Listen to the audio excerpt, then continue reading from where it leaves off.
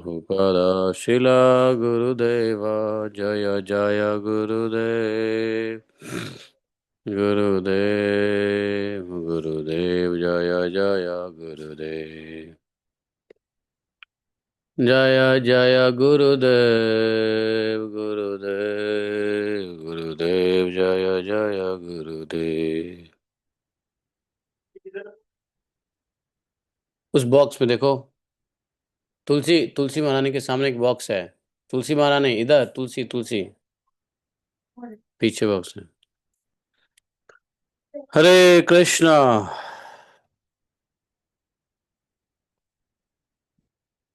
ओम नमो भगवते वासुदेवाय।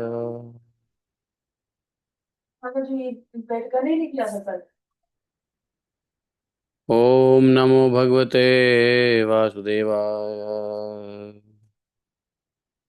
ओम नमो भगवते वासुदेवाय। ओम नमो भगवते वासुदेवाय। नारायणं नमस्कृत्यं नरं चैवं नरोत्तमं देवीं सरस्वतीं व्यासं ततो जयमुदीरयेत्। नष्टप्राय सुभद्रेषु नित्यं भागवत सेवया भगवतीरुत्तमश्लोके भक्तिः भवति नैष्ठिकी।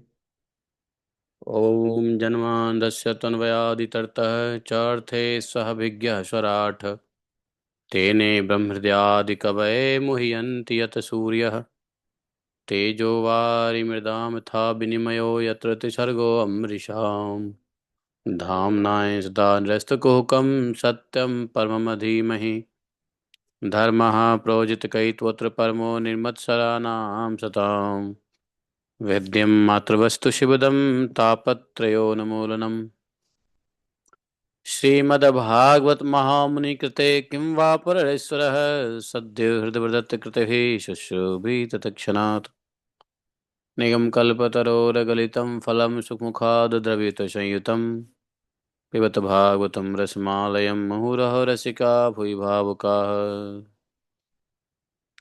अहं सर्वस्य प्रभवो मत्तः सर्वं प्रवर्तते इति मत्वां भजन्ते मां बुधा भावा समन्विता मच्चित्ता मद्गतप्राणा बोधयन्तः परस्परं कथयन्तश्च मां नित्यं तुष्यन्ति च रमन्ति च तेषां सततयुक्तानां भजतां प्रीतिपूर्वकं ददामि बुद्धियोगं तं येन मापुयान्ति ते तेषामेवानुकम्पार्थम् अहम् अज्ञानजं तमः नास्यात्मभावस्थो ज्ञानदीपेन भास्वता अहमेवासमेवाग्रे न अन्यत् सतसत्परं पश्चादहमते तस्य यवशिष्येत स्वस्म्यहम् द्वितीयर्थं यत् प्रतीयेत न प्रतीयेत चात्मनि तद्विद्यादातुनो माया यथा भासो यथा तमः यथा मान्तभूतानि भूतेषु चावचिष्वनु प्रविष्ठान्यनुप्रविष्ठानि तथा तेषु नित्यस्वहम्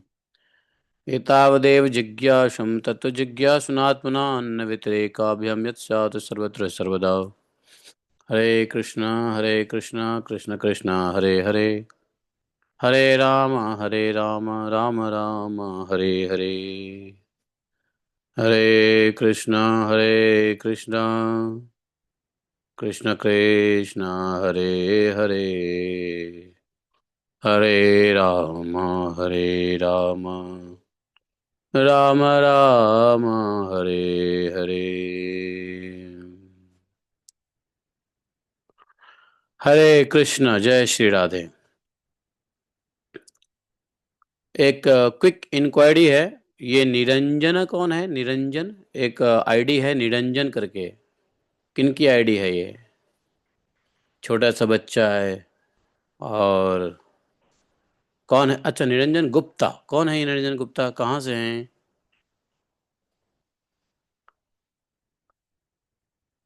हाँ, आवाज नहीं आई। कौन है? आवाज नहीं आया जस्ट। हाँ, हरे कृष्णा। उन्होंने इनको बताया है, उनकी वाइफ। अच्छा। ओके। शिव कुमार थे वो। अभी रिसेंटली ज्वाइन किया गया? रिसेंटली ज्वाइन किया है, अभी थोड़े दिन से आ रहे हैं लगता है। ओके। जय श्री राधे। तो आज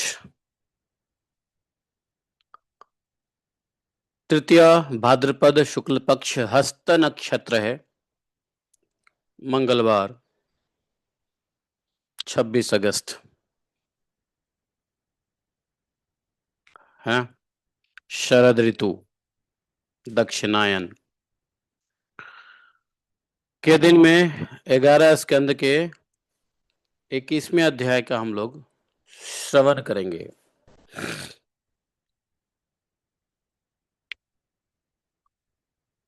अपने नित्यम भागवत सेवया में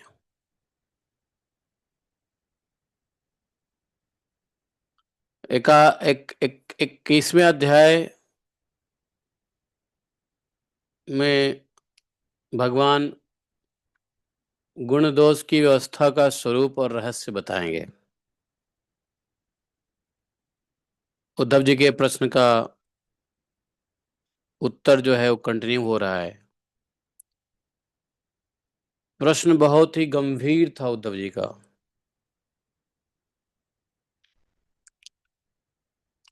देखो, इतने गंभीर प्रश्न को भगवान ने पूरे एक चैप्टर लगा दिया उत्तर देने में। 19वां चैप्टर, 20वां चैप्टर, और फिर 21वां चैप्टर में भी उसी प्रश्न का जवाब चल रहा है। तो आप समझ सकते हो, जिस प्रश्न के उत्तर में भगवान को 2 अध्याय में देना पड़ा, वह प्रश्न कितना इम्पोर्टेंट है भी, क्योंकि भगवान ने यहाँ पे जो बातें कह दी उसमें उद्धव जी को शंका हो गया कि एक ही भगवान यहाँ पे कुछ बोल रहे हैं, एक ही भगवान वेद में कुछ और बोल रहे हैं। तो संशय भारी हो गया उद्धव जी का, और इसी संशय के निराकरण में प्रथम प्रथम जो पार्ट है उस उत्तर के, उसमें भगवान ने सिद्ध किया कि हालांकि जो भगवान के भक्त होते हैं वो भगवान की भक्ति में, भगवत भगवत चिंतन में उनके पास इतना समय ही नहीं होता कि गुण और दोष का देख सकें।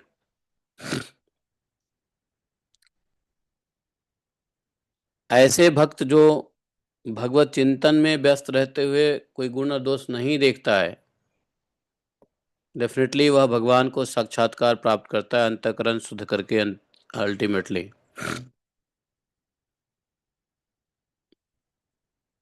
लेकिन जो भगवान के भक्त नहीं हैं, या जो भगवान के अनन्य भाग चिंतन में नहीं रहते हैं,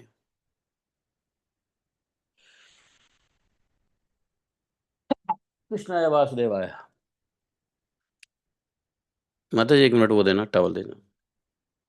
तो भगवान के जो चिंतन में नहीं रहते हैं,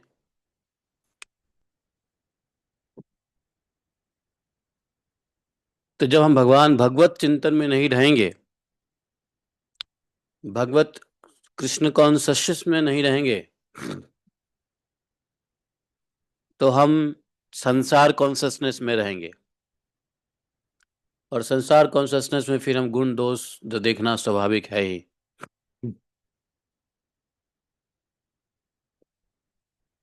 गुण दोष देखना भी स्वाभाविक है, और वेद में गुण दोष के आधार पे ही निषेध और विधि बताया है।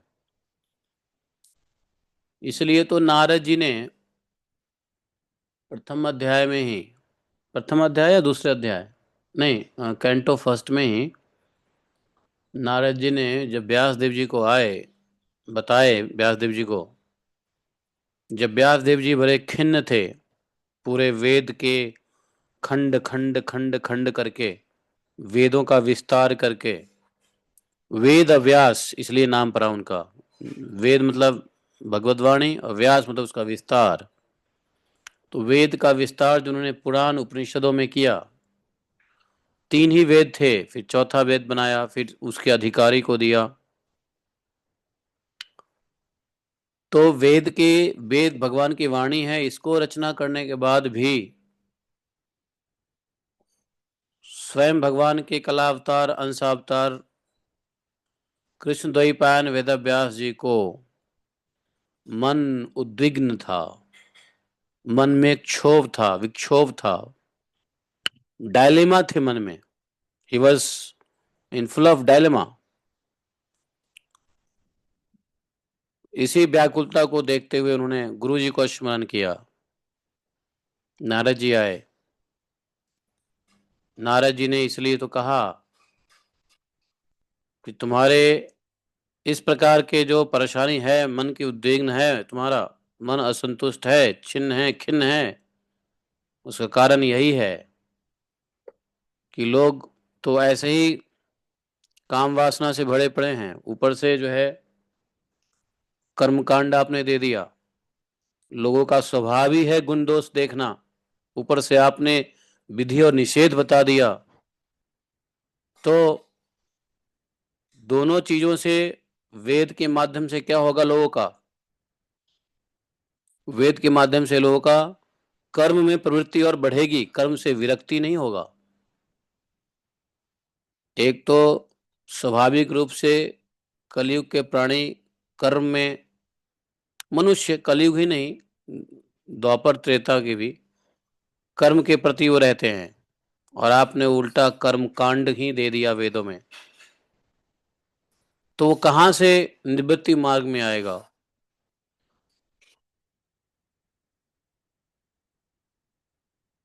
स्वभाव से प्रवृत्ति में है, और वेद का आपने वर्णन वेद में जो किया वो भी प्रवृत्ति मार्ग में डालने वाला किया। तो आपने जले पे नमक छिड़क दिया, या घी में, अग्नि में घी डाल दिया, ताकि और कर्मकांड में लोग फंसे। दूसरा एस्पेक्ट ये भी बताया कि लोग स्वभाव से ही दोष और गुण भेद बुद्धि वाले होंगे, और वेदों में आपने विधि और निषेध कर दिया, तो उनके जो भेद बुद्धि है वो और प्रबल हो जाएगी। तो इससे तो कल्याण होना ही नहीं है जीव का। तो आपके अवतार का फायदा क्या हुआ? आप तो अवतार इसलिए लिए थे कि लोगों का मन भगवान के प्रति लगा करके इस त्रिताप से दूर करने के लिए। तो इसमें भगवान का आपने प्रत्यक्ष वर्णन किया ही नहीं। वेद में भगवान की ग्लोरिफिकेशन है, लेकिन अप्रत्यक्ष है, इनडायरेक्ट है, जिसका वेद से अर्थ अर्थ निकाल करके, वेदवाणी से अर्थ निकाल करके भगवान के बारे में जो ग्लोरीज है, वो सीधा सीधा अर्थ नहीं निकाला जा सकता है। तो इसलिए आप सुस्पष्ट भाषा में भगवान की ग्लोरीज को लिखिए, क्योंकि भगवान के कथा और ग्लोरीज को पढ़ के, सुन के, मनन करके ही कलयुग के प्राणी नितांत रूप से तीनों तापों से निकल सकता है। वरना ये तो फंस जाएगा, आपने और फंसाने वाला काम कर दिया है। तब जा करके वेद व्यास जी ने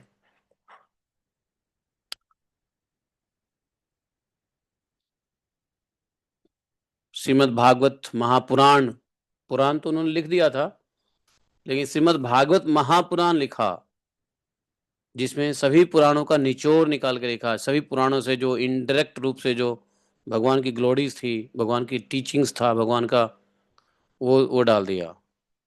और फिर महाकाव्य, वेद को साधारण भाषा में समझाने के लिए महाकाव्य महाभारत रचना किया, जिसमें उसी में से 700 श्लोक दिव्य ज्ञान जो भगवत गीता निकले।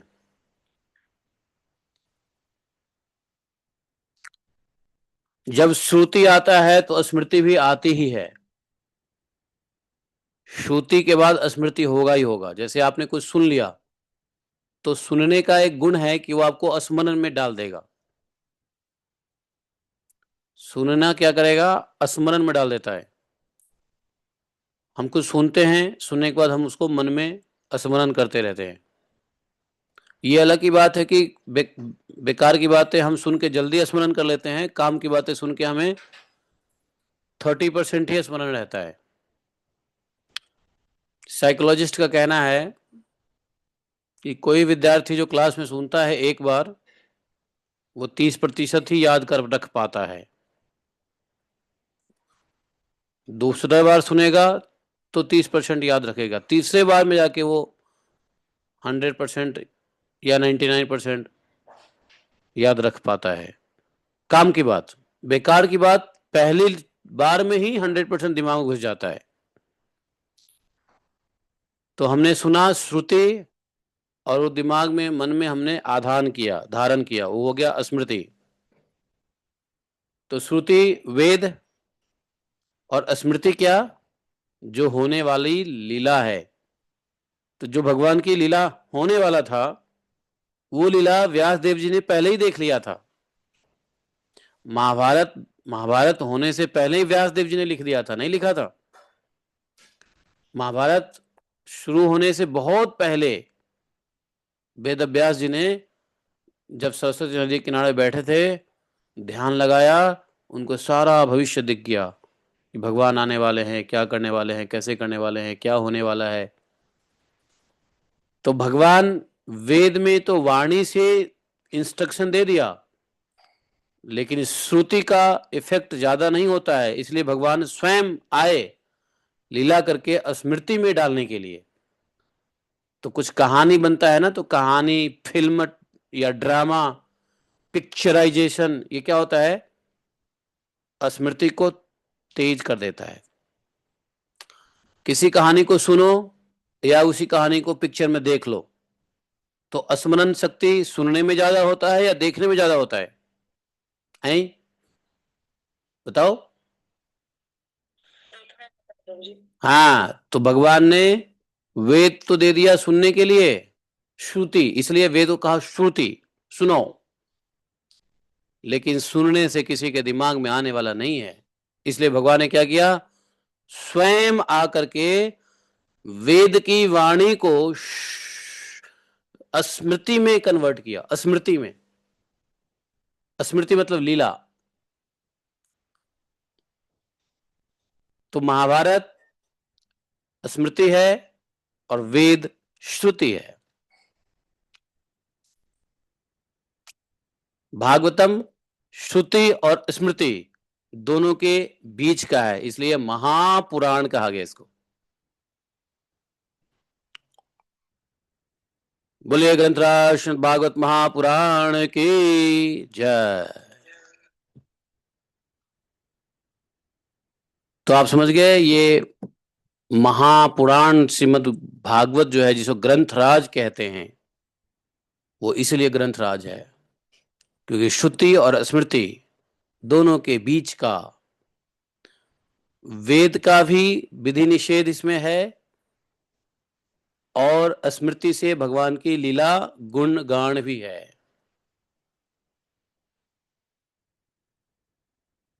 तो ऐसे भागवत महापुराण है। तो ये तो थोड़ा सा ब्रीफ ग्लोरीज हो गया भागवत महापुराण का। मन में कभी कभी आता है भागवतम को ग्लोरीफाई करूं, तो बीच में कभी कभी करते हैं, नहीं करते हैं। अब भगवान जो बात बोल चुके वेद में, विधि और निषेध, तो वो अब क्लैरिफिकेशन देना पड़ेगा उद्धव जी को कि फिर ये व्यवस्था हमने क्यों की। गुण दोष के आधार पे जो निधि विधि और निषेध की व्यवस्था करी वेद में, तो वो हमने क्यों किया, तो उसका स्वरूप क्या है और रहस्य क्या है।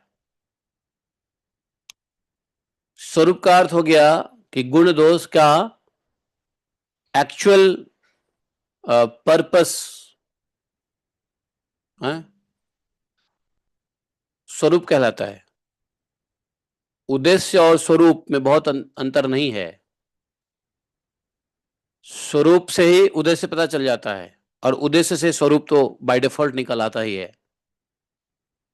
Form and purpose has very hairline difference. और इसके बीच में सीक्रेट क्या है, ये भगवान 21वें अध्याय में कहेंगे। और उम्मीद है हम लोग सुनने के लिए रेडी हैं, रेडी नहीं हैं?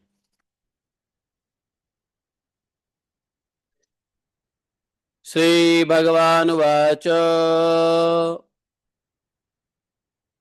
य एतान् मत्पथो हित्वा भक्ति ज्ञान क्रियात्मकान् क्षुद्रान् कामश्चलैः प्राणैः जुषन्तः संचरन्ति ते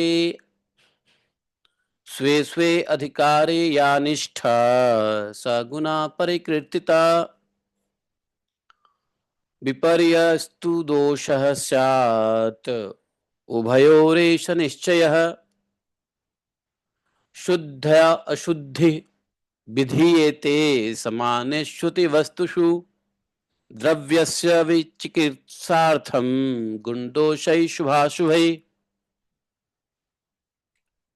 धर्मार्थं व्यवहारार्थं यात्रार्थमिति च नघ दर्शितो अयं मयाचारो धर्ममुद्धतां धुरम्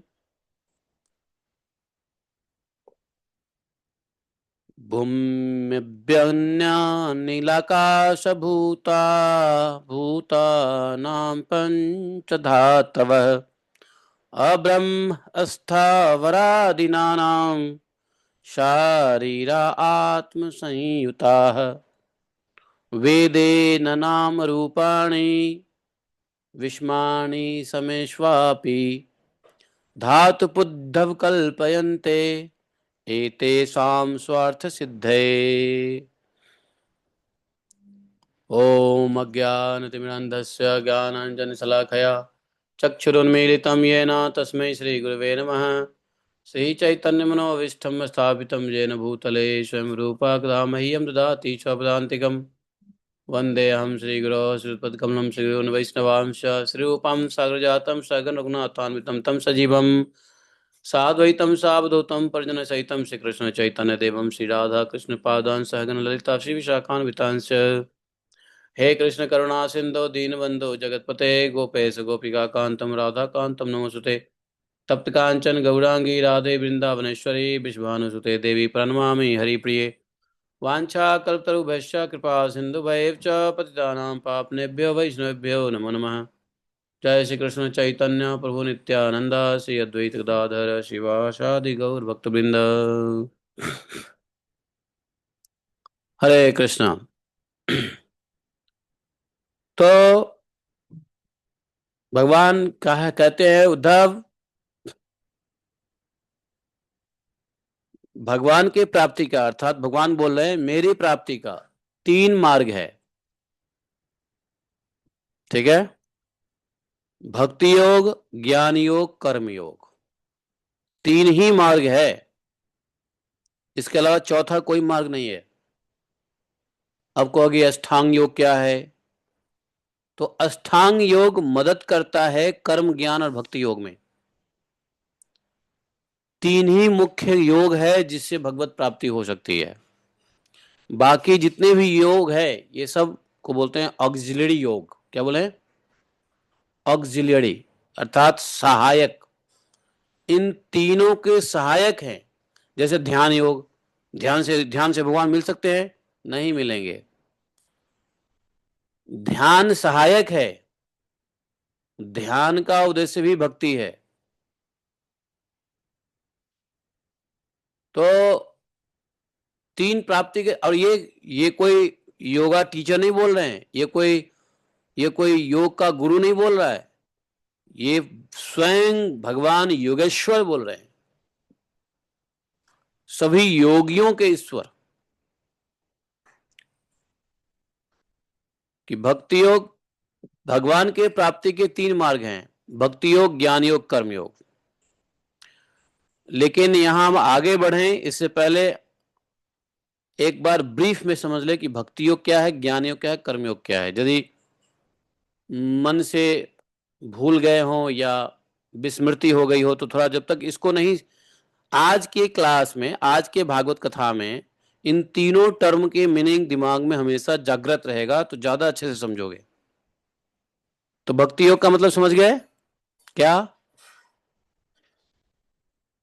भक्ति योग का मतलब है कि भगवान ने भक्ति योग के लिए क्या कहा, भक्ति योग में क्या कहा? अरे रे रे रे रे रे रे रे रे, आज मैं भूल गया था।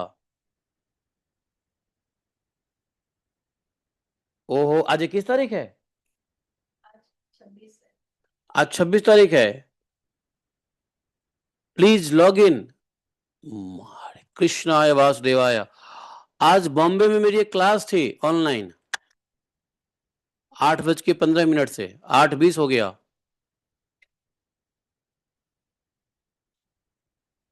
अच्छा माफ कीजिए, हम उस क्लास को ज्वाइन करेंगे, आज वही भागवत कर लेते हैं।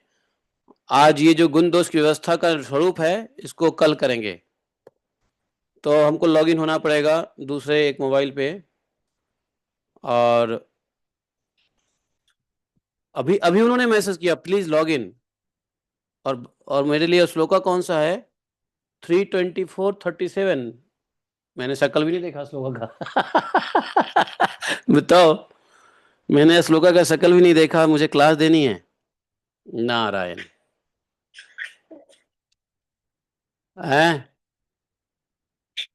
क्या किया जाए, उनको निराश नहीं कर सकते ना वो ऑडियंस भी। उस क्लास में ज्वाइन किया जाए कि नहीं किया जाए, जल्दी बताओ। ऑडियंस प्लीज बताइए। तो कर दो जी, हम लोग घर के हैं, वो पकड़ते हैं। अच्छा, आप घर वाले हो बाहर वाले? सही कह रहे हो, सही कह रहे हो। You all are very so nice of you. आपकी परमिशन से ही मैं जा सकता हूँ ना। तो मुझे पता ही नहीं है, अभी कह रहे हैं वो प्लीज लॉग इन। हमने कहा हे भगवान, he saying to log in but then मुझे पता ही नहीं है कि कृष्णाय वासुदेवाय। देखो मैं कितना भुलक्कर आदमी हूँ, क्या करे माया जगत में। ये बड़ी दिक्कत होती है कि लोग 2-2 महीना पहले मुझे कह देते हैं कि इस डेट को क्लास लेनी है। अब हमको क्या मालूम 2-2 महीना पहले याद रहता है क्या? 2 दिन बाद की चीजें याद नहीं रहती, 2-2 महीने के बाद पहले की चीजें कैसे याद रहेगी बताओ? कैलेंडर यूज कर लीजिए ना, गूगल कैलेंडर। अरे छोड़ो माता जी, इतना लफड़ा क्या करना है। आप तो टेक एक्सपर्ट है वैसे ही। ना, मैं नहीं हूँ जितना आप सोच रहे हो। प्रभु कैलेंडर देखना भी भूल जाएंगे फिर। क्या है, एक मिनट एक मिनट, कौन सा श्लोक है इनका? 324:37। देखो, अभी क्या बोलूंगा मैं इस श्लोक के ऊपर, मैंने कोई पढ़ा भी नहीं है। 324। तो अच्छा, करदम मुनि वाला मामला है, ओके। ओ हो। 324:37।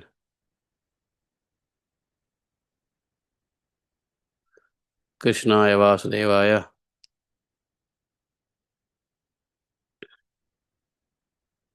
324:37। 324:37।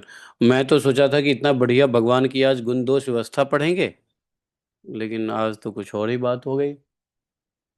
37। चलो, जैसी इच्छा भगवान की। जी, हम किसी को बता दीजिए, जब आपको भी नोटिफिकेशन आए तो हम रिमाइंड कर दिया करेंगे आपको एक दिन पहले। नोटिफिकेशन किस इसका? नोटिफिकेशन? भी कोई क्लास देंगे, हाँ। अगर हमको बता देंगे तो हम आपको एक दिन पहले आपको रिमाइंड कर देंगे। हमारे ग्रुप्स में वैसे ही करते हैं। या उन्हीं को बोल दीजिए कि एक दिन पहले हमको रिमाइंड कर दीजिएगा, तो वो कर देंगे। इन्होंने किया था मुझे 2 दिन पहले, कल नहीं किया था इन्होंने। लेकिन कोई बात नहीं, अभी मैं ज्वाइन करता हूँ।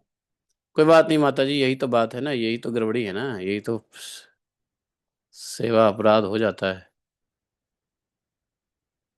जी, आपका कोई परेशानी नहीं है, आप तो अच्छे से कर लेते हैं।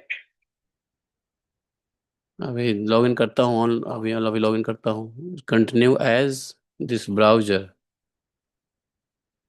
इसमें, अब इसमें जो है, श्री राधे श्री राधे श्री राधे श्री राधे। ठीक है, कर लेते हैं लॉगिन।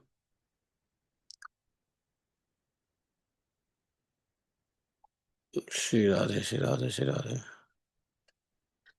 अलाउ। हाँ।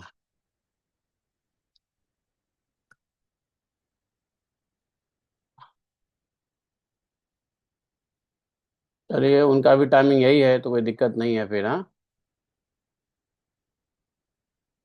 ओके। हाँ जी। पहला 37। एक तो इनका सॉफ्टवेयर भी ने टीम है ना, ये जल्दी से लॉगिन होने नहीं देता है। हरे कृष्णा। हरे कृष्णा। जय श्री राधे।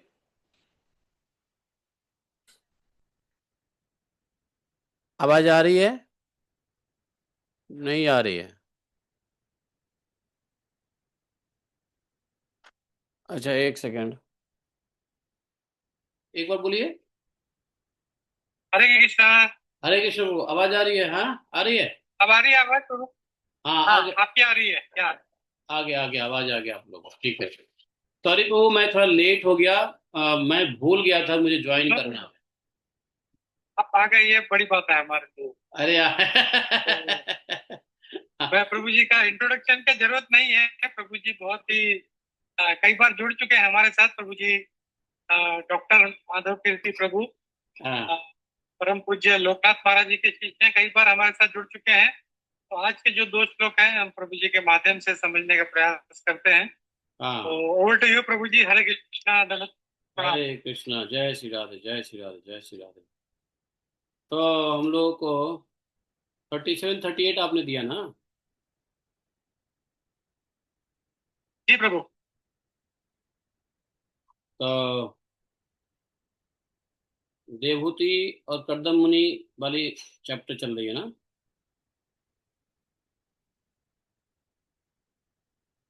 कौन सा चैप्टर चल रहा जी प्रभु जी। जी। है? ओके। ओके। श्री राधे श्याम। जय श्री राधे। तो कीर्तन वीर्तन हो गया है ना? जी प्रभु। जी प्रभु जी। ओके। हम लोग अपने भागवतम में शुरुआत ही किए थे, पूरी भूमिका दिया था, उसके बाद आपका मैसेज आया प्लीज ज्वाइन। हमने कहा हे भगवान, फिर अपने ग्रुप से मैं क्षमा मांगा और यहाँ पे लॉगिन किया। यहाँ भी 30 लोग ऑनलाइन हैं, और यहाँ भी कुछ लोग ऑनलाइन है, 11 लोग ऑनलाइन है। वाह, बहुत बढ़िया, बहुत बड़ी संख्या हो गई। कलयुग में इतने लोग भागवत सुन रहे हैं ऑनलाइन, तो बहुत बड़ी संख्या है ये।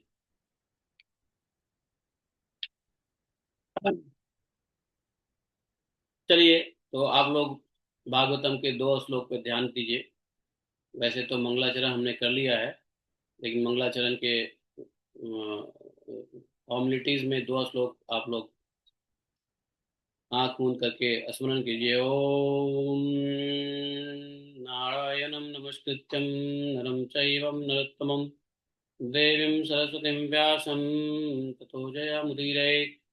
अष्टप्रायस्व भद्रेषु नित्यं भागवत सेवया भगवत्युत्तम श्लोके भक्तिः भवति नैष्ठकी।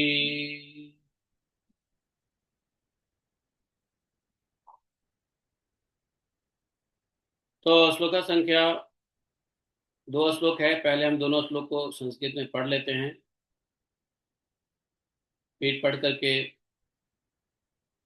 उसके ट्रांसलेशन को पढ़ेंगे, और ट्रांसलेशन के बाद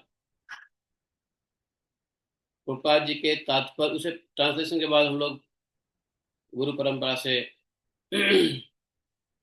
प्रार्थना करेंगे कि आज के इस श्लोक को समझ में आए, हृदयंगम हो अंतःकरण में, भागवत की यह 2 श्लोक का जो कहने का तात्पर्य है वो समझ में आए। उसका प्रभुपाद जी का तात्पर्य से भी कुछ समझेंगे, प्रभुपाद जी इस 2 श्लोकों में क्या कहना चाहते हैं। और फिर प्रभुपाद जी कृपा से इन 2 श्लोकों में माधव कीर्तिदास साहब को क्या कहना चाहते हैं है कि नहीं, उसको समझेंगे। ठीक है, हरे कृष्णा। तो इस प्रकार से, और फिर अंत में प्रश्न उत्तर लिया जा सकता है। एष आत्मपथो अव्यक्तो नष्टः कालेन भूयसा तं प्रवर्तयितुं देहम् इमं विधि मया भृतम्। वाह, शानदार श्लोक है। एषः आत्मपथः अव्यक्तः नष्टः कालेन भूयसा तं प्रवर्तयितुं देहम् इमं विद्धि मया भृतम्। करेक्ट है ना, ये श्लोक है ना। गच्छ कामं गच्छ कामं मया आपृष्टः मयि सन्न्यस्तकर्मणा जित्वा सुदुर्जयं मृत्युम् अमृतत्वाय मां भज। गच्छ कामं मया पृष्टो मयि सन्न्यस्तकर्मणा जित्वा सुदुर्जयं मृत्युम् अमृतत्वाय मां भज। वाह प्रभु जी, इतना बढ़िया श्लोक है, आप 2 ही क्यों दिए? काश थोड़ा और दे दिए होते तो। कंजूसी करते हो देने में।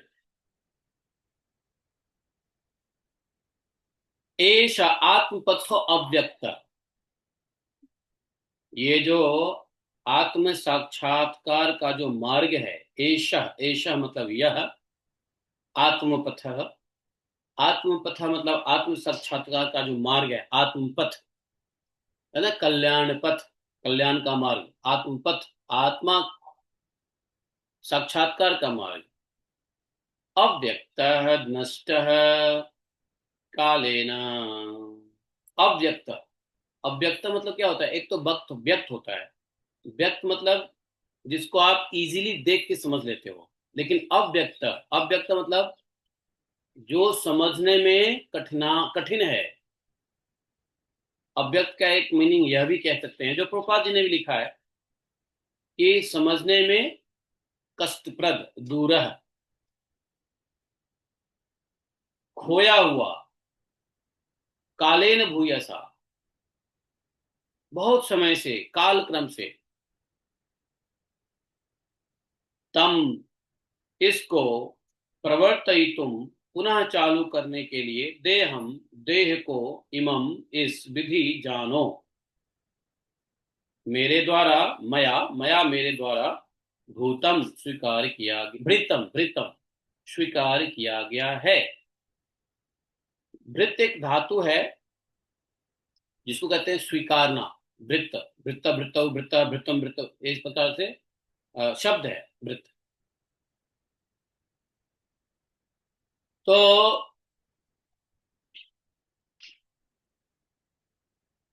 आत्म साक्षात्कार का यह मार्ग, जिसको समझ पाना दुष्कर है,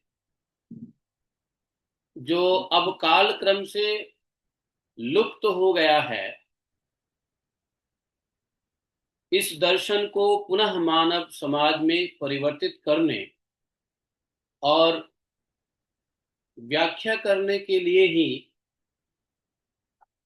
मैंने कपिल का यह शरीर धारण किया है, ऐसा जानो।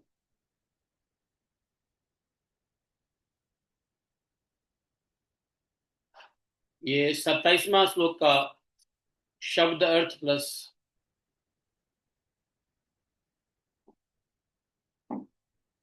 श्लोक का अर्थ हुआ। 27वां, 28वां, सॉरी 37, 38 श्लोक में जो कहा, गच्छ कामम मया पृष्ठो, बोले गच्छ, गच्छ मतलब जाओ, कामम जैसी तुम्हारी इच्छा है, मया मेरे द्वारा, आपृष्ट आदिष्ट, आदेश, मई मुझ में, सन्नस्त पूरी तरह शरणागत, कर्मणा अपने कार्य से, जित्वा जीत कर, सुदुर्जयम अजेय, सुदुर्जय, दुर्जयम सुदुर्जयम, दुर्जयम तो होता ही है बड़ा मुश्किल से, लेकिन सुदुर्जयम मतलब बड़ा कठिनाई से, अजेय, मृत्युम मृत्यु को, अमृतत्वाय अमर जीवन के लिए, मां मुझको भज भजो, अर्थात मेरी भक्ति में लगो, तत्पर हो, है कि नहीं। तो बोले कि अब मेरे द्वारा आदिष्ट तुम मुझे अपने समस्त कार्यों को अर्पित करके जहां भी चाहो जाओ, दुर्जय मृत्यु को जीतते हुए शाश्वत जीवन के लिए मेरी पूजा करो। ट्रांसलेशन बाय श्रील प्रभुपाद की जय। शब्दार्थ भी बाय श्रील प्रभुपाद की जय, और तात्पर्य भावार्थ भी श्रील प्रभुपाद की जय। ठीक है ना। तो आइए हम लोग थोड़ा प्रणाम कर लेते हैं गुरु परंपरा को, प्रभुपाद जी को, कि उनके द्वारा लिखे गए तात्पर्य और उनके द्वारा कहे गए भाव को हम एज इट इज समझने के लिए ओम अज्ञानतिमिरान्धस्य ज्ञानाञ्जनशलाकया चक्षुरुन्मीलितं येन तस्मै श्रीगुरुवे नमः। श्रीचैतन्यमनोभीष्टं स्थापितं येन भूतले वन्देऽहं श्रीगुरोः सुपदपदं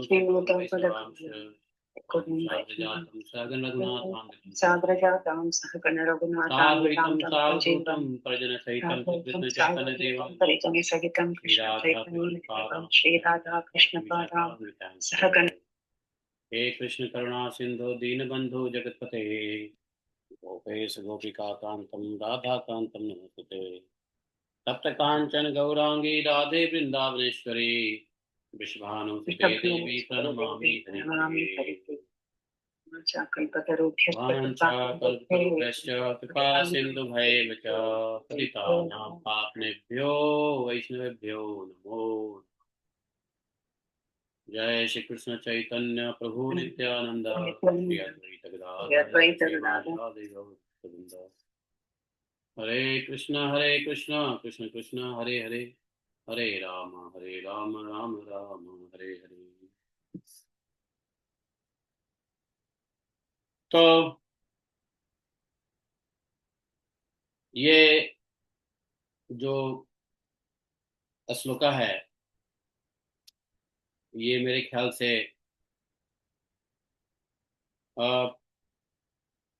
कपिल देव भगवान माता देवहूति को पूरे ज्ञान देने के बाद, शायद ये लास्ट ही है, this is the last portion of the chapter. Prabhu कैसा है ये चैप्टर का? ऑलमोस्ट इसके बाद कपिल उपाख्यान खत्म है क्या? हाँ प्रभु, ज्यादा नहीं, और मेरे ख्याल से कुछ ही श्लोक बचे हैं अभी। हाँ, तो मतलब ये है कि भगवान कपिल देव ने ऑलरेडी माता को, देवहूति को, ये जो सांख्य योग का ज्ञान जिसके लिए अवतार लिए थे वो शायद दे दिया, और देने के बाद ये श्लोक बोल रहे हैं, ऐसा है ना? ऑलमोस्ट ज्ञान दे दिया है ना? हाँ प्रभु, और ज्ञान देने के बीच ऐसा ज्ञान अभी ज्ञान नहीं दिया अभी तक, दिया नहीं, अभी देने वाले हैं। हाँ। अच्छा, देने वाले हैं, ओके। तो इस श्लोक में भगवान ज्ञान देने से पहले जो है माता को बता रहे हैं। तो माता को क्या बता रहे हैं कि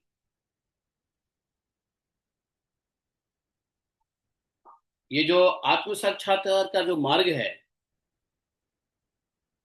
पाथ ऑफ सेल्फ रियलाइजेशन या पाथ ऑफ ब्रह्म रियलाइजेशन।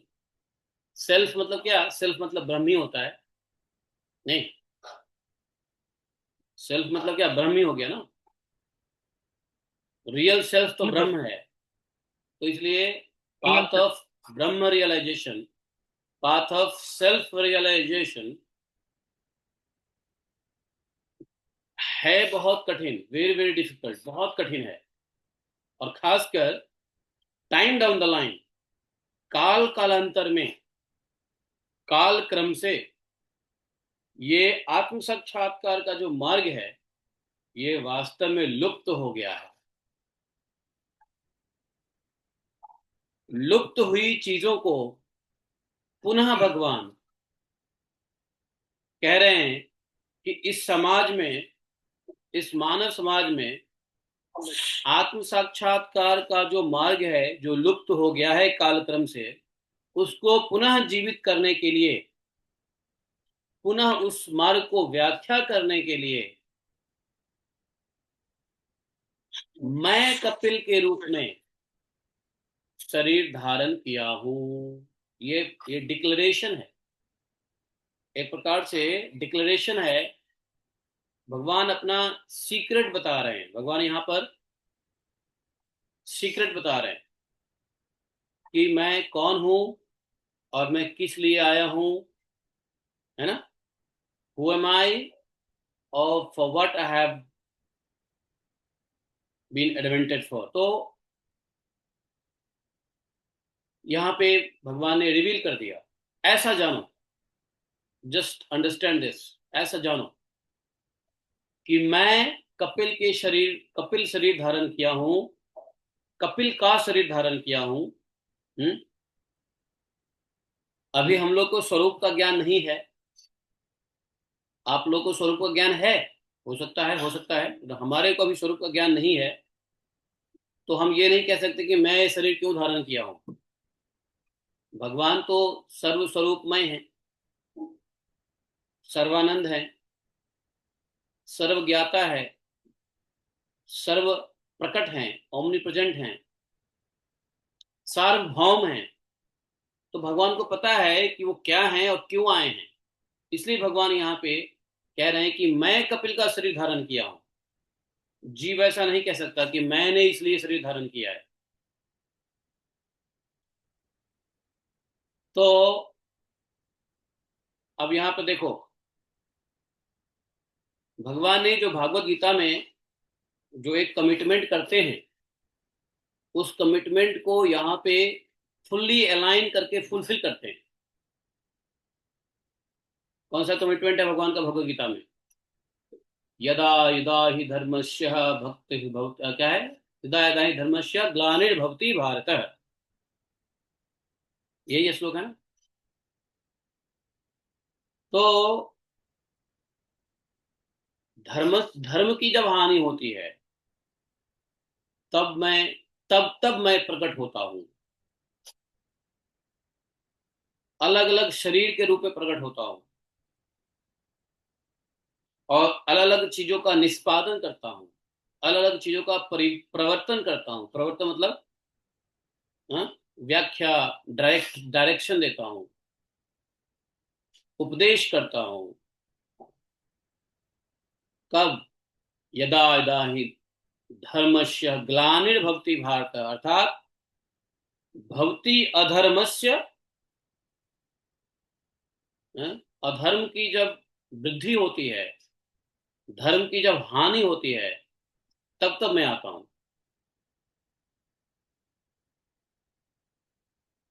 तो धर्म का क्या मतलब है, कैसे समझे कि अधर्म हो गया कि भगवान आ गए? जीव मात्र, मनुष्य मात्र का धर्म क्या है मालूम है? भगवत साक्षात्कार, आत्म साक्षात्कार। जीव की सबसे बड़ी जिज्ञासा क्या है? देखो, जीव का धर्म क्या है, अधर्म क्या है, जानने की चीज क्या है, नहीं जानने की चीज क्या है। जो नहीं जानने की चीज है वही अधर्म है, और जो जानने की चीज है वही धर्म है। तो क्या जानने का है? अथार्थो ब्रह्म जिज्ञासा। क्या?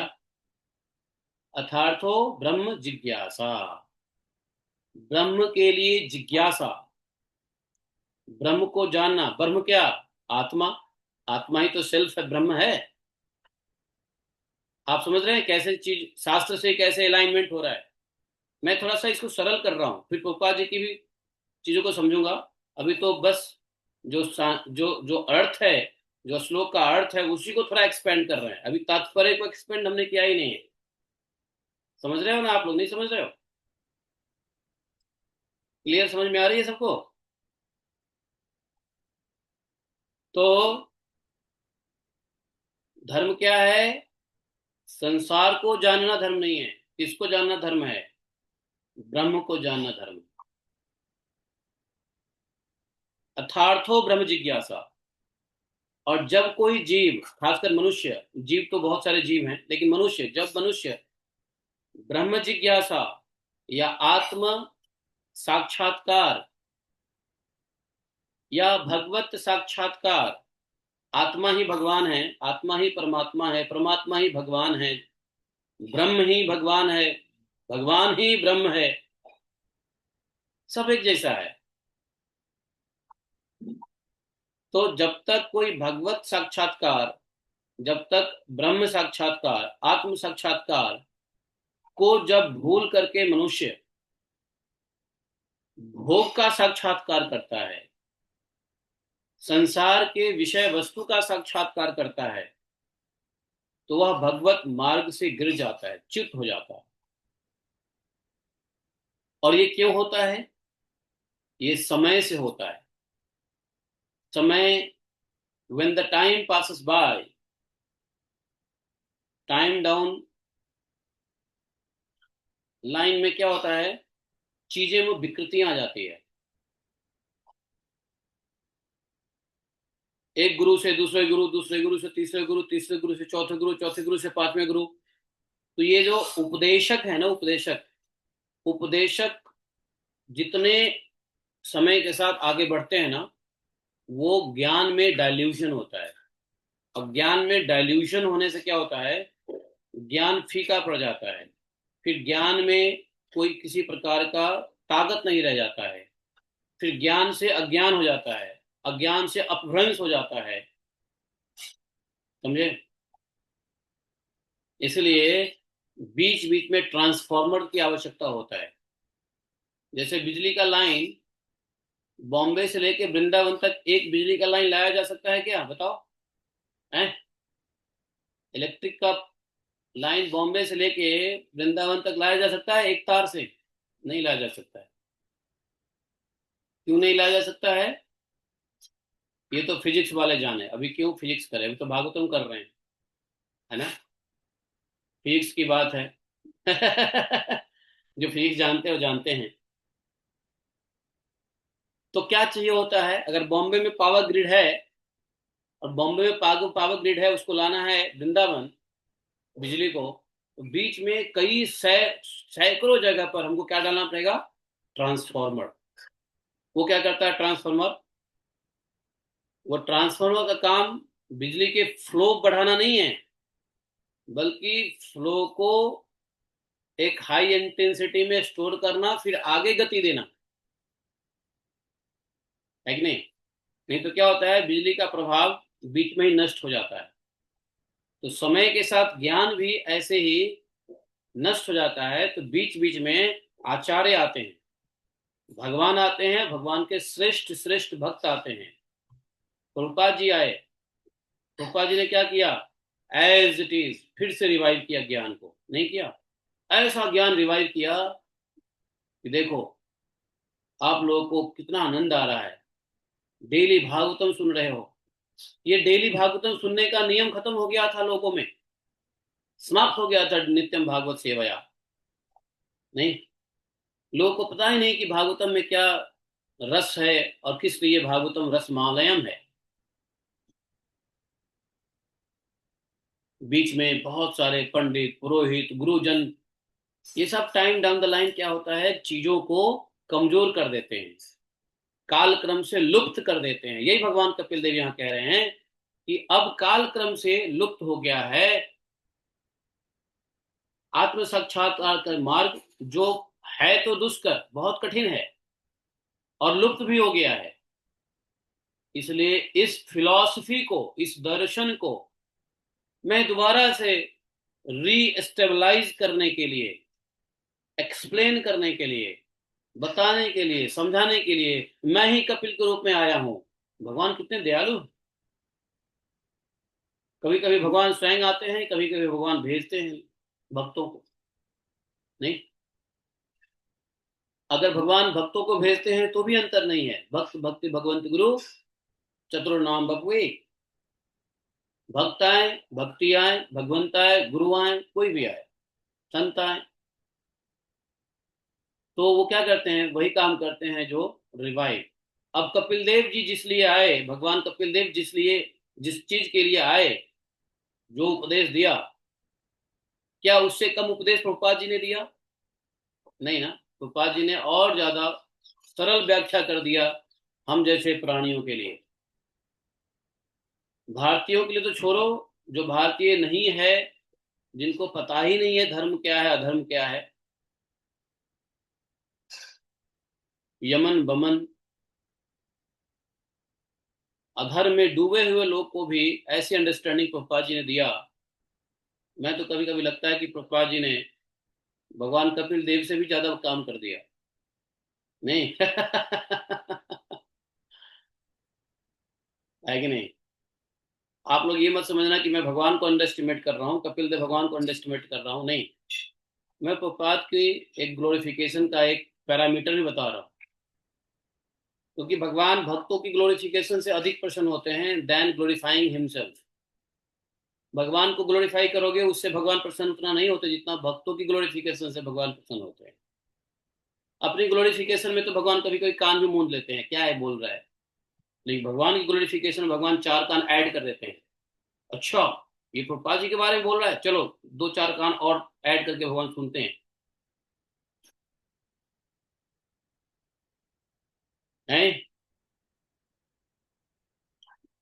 तो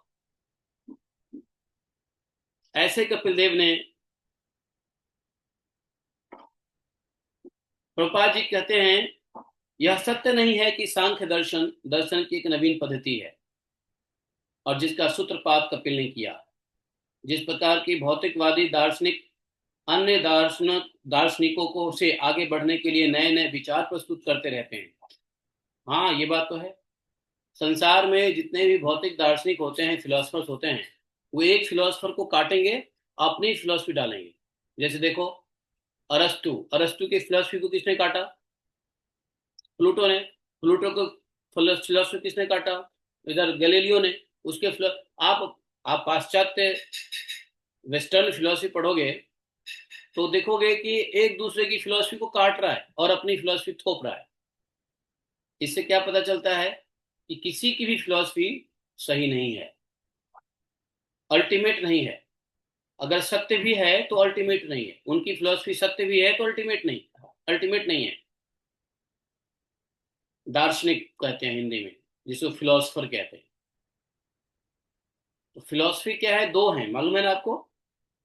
आप लोगों में से किसी ने फिलोसफी में ग्रेजुएशन या पोस्ट ग्रेजुएशन किया है? Anybody has done philosophy graduation post? यहाँ कोई नहीं है जो फिलोसफी पढ़ाओ? पढ़े हो ना? भागवत फिलोसफी तो पढ़े होंगे, सांख्य फिलोसफी पढ़ी है। लेकिन संसार की पढ़ाई में, कॉलेज की पढ़ाई में यदि आप फिलोसफी सब्जेक्ट पढ़ोगे तो दो फिलोसफी है। पूरा फिलोसफी दो पार्ट में है, एक इंडियन फिलोसफी, वेस्टर्न फिलोसफी। मैंने पोस्ट ग्रेजुएशन इन फिलोसफी किया है, एमए फिलोसफी, मास्टर डिग्री। उसमें क्या है? दो ही है, इंडियन फिलोसफी और वेस्टर्न फिलोसफी। वेस्टर्न फिलोसफी पढ़ोगे तो मत पढ़ो। प्रभुपाद जी की एक छोटी सी किताब है, बियॉन्ड डाउट्स एंड इल्यूजन। उसमें प्रभुपाद जी ने सभी फिलोसफर की फिलोसफी को लिख दिया है और उसके एक दूसरे के द्वारा जो काटा गया है वो भी लिख दिया प्रभुपाद जी ने। यही बात यहाँ प्रभुपाद जी ने, अच्छा एक बार बताऊं, प्रभुपाद जी ने वो बात लिखी, वो किताब लिखी होगी ना, शायद इसी परपट लिखने के बाद लिखा होगा। पक्की बात है, मुझे तो ऐसा लग रहा है। आप में से कितने लोग हैं जो पढ़े हैं प्रभुपाद जी की वो किताब बियॉन्ड डाउट एंड इल्यूजन? किताब भी देखा है आप लोगों ने? छोटा सा पत्ती सी किताब है, बियॉन्ड डाउट। उसको हिंदी में लिखा हुआ है संशय से परे। उसमें प्रभुपाद जी ने प्लूटो, अरस्तु, अरिस्टोटल, पता नहीं क्या क्या बड़े बड़े फिलोसफर के लाइन से प्रभुपाद जी ने उनके सिद्धांत को लिखा है, और उनके सिद्धांत को किसने काटा है, क्यों काटा है, कारण क्या है, कितना परफेक्ट है, कितना इम्परफेक्ट है। एक बार मैं सरदार वल्लभ भाई पटेल यूनिवर्सिटी में गया था प्रचार करने, गुजरात, वल्लभ विद्यानगर में। तो वहाँ फिलोसफी डिपार्टमेंट में जो एचओडी थे उनसे मेरी बात हुई। हम कहे कि भैया आपके लिए बहुत बढ़िया सब्जेक्ट है मेरे पास, अगर आप कहो तो मैं आके प्रेजेंटेशन दे दूं। इसमें आपको पूरा फिलोसफी, मतलब आपको छोटे से मात्र 120 पन्ने के किताब से आपको पूरा एमए बीए की फिलोसफी समझ में आ जाएगी, और ऐसे आएगी कि किसी बच्चों को पढ़ने की ज्यादा आवश्यकता नहीं पड़ेगा। बोले ऐसा क्या है, इतनी पतली किताब में सारी फिलोसफी? हमने, हाँ, बीए एमए जो 3 साल और 5 साल की जो सिलेबस है ना, वो मात्र प्रोपाल जी ने 120 पन्ने में डाल दिया है। 120 पन्ना भी नहीं है, हाँ ऑलमोस्ट 120 पन्ना होगा। पतली सी किताब है, मेरे पास है भी यहाँ पे, बियॉन्ड डाउट एनालिसिस पड़ा होगा यहाँ पर। तो उनको एचओडी जो थे ना वहाँ पे, उनको बड़ा आश्चर्य लगा, क्या बात करते हो, छोटी सी पतली सी किताब में आप पूरी फिलोसफी कह रहे हो, 5 साल की कोर्स है उसमें? हाँ, आपका बीए फिलोसफी और एमए फिलोसफी दोनों उसमें मिल जाएगा आपको। ऐसी किताब आप भी पढ़ो और बच्चों को डिस्ट्रीब्यूट करवा दो। और मैं वल्लभ विद्यानगर मंदिर में कहा कि काम करो, ये किताब फटाफट 200 कॉपी ले आओ, 200 कॉपी। सब सोचे अरे 200 कॉपी से कैसे आएगा? फिर बड़ौदा मंदिर से मंगाया वो किताब। बड़ौदा मंदिर में बीबीटी का वेयर हाउस है, तो वहां से मंगाया वो किताब, और 200 प्रतियां लेकर के हम यूनिवर्सिटी में पहुंच गए।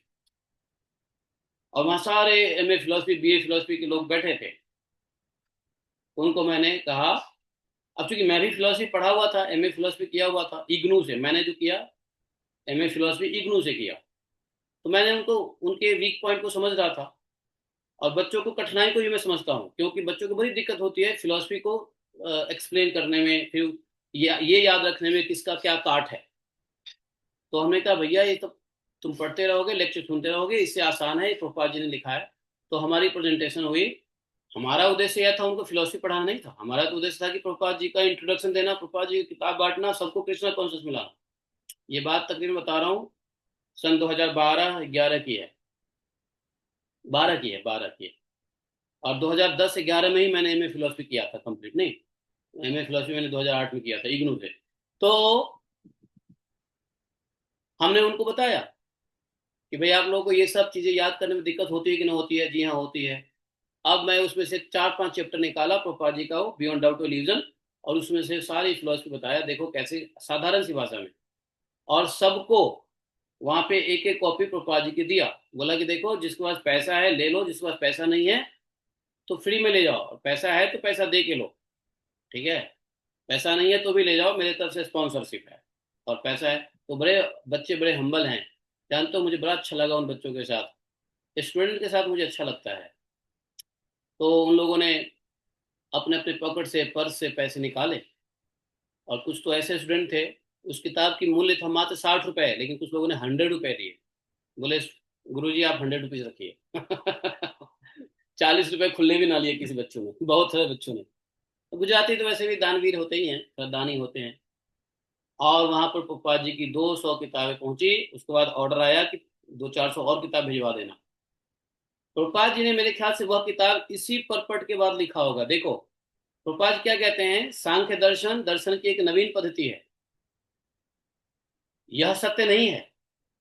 हालांकि फिलोसफर यह सोचते हैं कि सांख्य फिलोसफी इज न्यू फिलोसफी, नहीं, सांख्य फिलोसफी तो कपिल महाराज से पहले की है। सांख्य फिलोसफी तो ये कोई भगवत गीता आज थोड़ी ना आया, ये 5000 वर्ष पहले भगवान ने कहा, लेकिन उससे पहले कपिल देव ने देवहूति जी को सांख्य दर्शन दिया। सांख्य दर्शन तो इटर्नल है, इसका तो कोई एज नहीं है, कोई डेट नहीं है, कोई ना स्टार्टिंग डेट है ना कोई एंड डेट है, ये तो इतना लंबा, यही एक फिलोसफी है सांख्य दर्शन। तो मैं कह रहा था दो फिलोसफी है, वेस्टर्न फिलोसफी और इंडियन फिलोसफी, ठीक है। अब वेस्टर्न फिलोसफी में बहुत सारे वेस्टर्न है, वेस्टर्न फिलोसफी है जो कोई कहता है क्या कि पृथ्वी, इस ब्रह्मांड की उत्पत्ति जल से हुआ है, कोई कहता नहीं इस ब्रह्मांड की उत्पत्ति पृथ्वी से हुआ है, कोई कहता नहीं ब्रह्मांड की उत्पत्ति हवा से हुआ, एयर से, कोई फिलोसफर कहता है नहीं फायर से हुआ है, और कोई कहता है नहीं साउंड से हुआ है। हालांकि देखा जाए तो सारे फिलोसफर सही हैं, लेकिन लेकिन अल्टीमेट जो गोल है, अल्टीमेट नॉलेज है सांख्य फिलोसफी, उसके ऊपर कोई फिलोसफर नहीं जा रहा है। ये बात तो सही है कि साउंड से, अर्थात क्या बोलते हैं उसको, शब्द से ही आया, क्या शब्द से क्या आया, वायु, वायु से अग्नि, अग्नि से जल, जल से पृथ्वी है, और पृथ्वी से हमारा शरीर। ये जो पंच महाभूत का जो पिंड है, ये पृथ्वी तत्व है, इसमें जल है, अग्नि है, वायु है, आकाश है, सब है। और इसके अलावा पंच महाभूत के अलावा जो चीजें हैं, वो फिलोसफर ढूंढ रहे हैं, मिल ही नहीं रहा है। तो जो नहीं मिल रहा है, जो असत्य, असत्य भी नहीं है। देखो देखो, इस पृथ्वी का निर्माण कोई कहता है कि वायु से है, वह असत्य नहीं है, लेकिन वह पूर्ण सत्य भी नहीं है, क्योंकि वायु का निर्माण स्वयं हुआ है आकाश तत्व से। कोई कहे कि आकाश तत्व से पृथ्वी की निर्माण, मतलब ब्रह्मांड का निर्माण हुआ है, क्रिएशन हुआ है, तो वो सत्य है, लेकिन पूर्ण सत्य नहीं है, क्योंकि क्योंकि आकाश तत्व भी अपने मूल कहां से निकले हैं, तमस अहंकार से निकले हैं। अब तमस अहंकार तक पहुंचने का वेस्टर्न फिलोसफी के पास कोई मतलब ही नहीं। कहां तक पहुंचेंगे वो लोग? अध्यात्म नहीं है उनके पास, अल्टीमेट सनातन गोल, ये सांख्य फिलोसफी नहीं है। तो सांख्य फिलोसफी नहीं होने की वजह से वो उस परम, जो सुपर और जो ओरिजिनल सोर्स ऑफ क्रिएशन है, उस तक पहुंच नहीं पाते हैं वेस्टर्न फिलोसफी। और वो एक दूसरे को काटते रहते हैं, काटते रहते हैं, काटते रहते हैं, काटते रहते हैं। और जानते हो, इसी काटने के चक्कर में कुछ फिलोसफर, अच्छा ज्यादातर फिलोसफर कहाँ से हुए हैं? वही ग्रीस से हुए हैं, और अमेरिका से हुए हैं, यूरोप से हुए हैं। तो ये फिलोसफर जब एक दूसरे को काट रहे हैं, उसी में किसी किसी फिलोसफर का दिमाग हो गया खराब। ये क्या, एक को काट रहा है, दूसरा कह रहा है, दूसरा कह रहा है, दूसरा सुन रहा है, किसी किसी को रियलाइजेशन हो, समझ में आ गया कि अरे this is not perfect, he is not perfect, even he is not perfect. वो भी सही नहीं, वो भी सही नहीं, वो भी सही, कार्ल मार्क्स भी सही नहीं, अरस्तु भी सही नहीं, प्लेटो भी सही नहीं है। अगर सही होता तो काट कैसे होता? इसी चक्कर में कुछ फिलोसफर का दिमाग हुआ खराब, और उन लोगों ने क्या किया, अल्टीमेट रियलाइजेशन के लिए वो लोग भारत की तरफ मूव किया। वही समय था जब कुछ लोग भारत की तरफ आए थे, और जब भारत की तरफ आए तो उनको यह सांख्य फिलॉसफी का ज्ञान उनको मिला, यहाँ के साधुओं की संगति में, यहाँ के तपस्वियों की संगति में। तो प्रभुपाद जी ने शायद इस भौतिकवादी दार्शनिक का जो नए नए विचार प्रस्तुत करते रहते हैं, और भौतिक स्तर पर प्रत्येक व्यक्ति विशेष रूप से ज्ञानी अन्यों की अपेक्षा अधिक व्याख्याता बनाना चाहते हैं। आपने कुछ लिखा, उसके ऊपर मैं रिसर्च कर लूंगा, मैं पीएचडी ले लूंगा। अब मेरे लिखे हुए चीज पे कोई और कुछ एक्स्ट्रा रिसर्च करेगा, वो पीएचडी ले लेगा। अंडरस्टैंड? तो वही प्रभुपाद जी कह रहे हैं कि सब व्याख्याता बनते रहते हैं। ज्ञानियों की गतिविधियों का क्षेत्र अर्थात मस्तिष्क, मन है। अब मन को विचलित करने के अनंत उपाय हैं। ये जो सो कॉल्ड मॉडर्न साइंटिस्ट है, फिलोसफर है, उसके ज्ञान का आधार क्या है? मन है ना, सब कुछ मेंटल कॉन्कोक्टेड है। तो वही प्रभुपाद जी कह रहे हैं कि उनका जो ज्ञान का आधार है वो मन है, मस्तिष्क। और मस्तिष्क को विचलित करने के लिए भौतिक में, इस संसार में बहुत सारे कारण है, उपाय है। इस प्रकार असंख्य सिद्धांत बन सकते हैं। अगर मेंटल कॉन्कोक्शन से जब यदि कोई सिद्धांत निकाला जाए, तो सिद्धांत की कोई कमी नहीं होगी, असंख्य सिद्धांत बनेगा। जितने माइंड उतने सिद्धांत। इसको कहते हैं, इसको हमारे शास्त्र में क्या कहा गया है मालूम है? मंडन मिश्र कहते हैं। मंडन मिश्र जानते हो? मंडन मिश्र कहते हैं मुंडे मुंडे मतिर भिन्ना, मुंडे मुंडे मतिर भिन्ना। यही हाल है वेस्टर्न फिलोसफी का। यदि मति के ऊपर अगर आप सिद्धांत को रखोगे, तो मुंडे मुंडे मतिर भिन्ना हो जाएगा। जितना दिमाग उतने ही व्याख्या, उतनी ही फिलोसफी, उतनी ही पीएचडी डिग्री। ये सब बकवास है।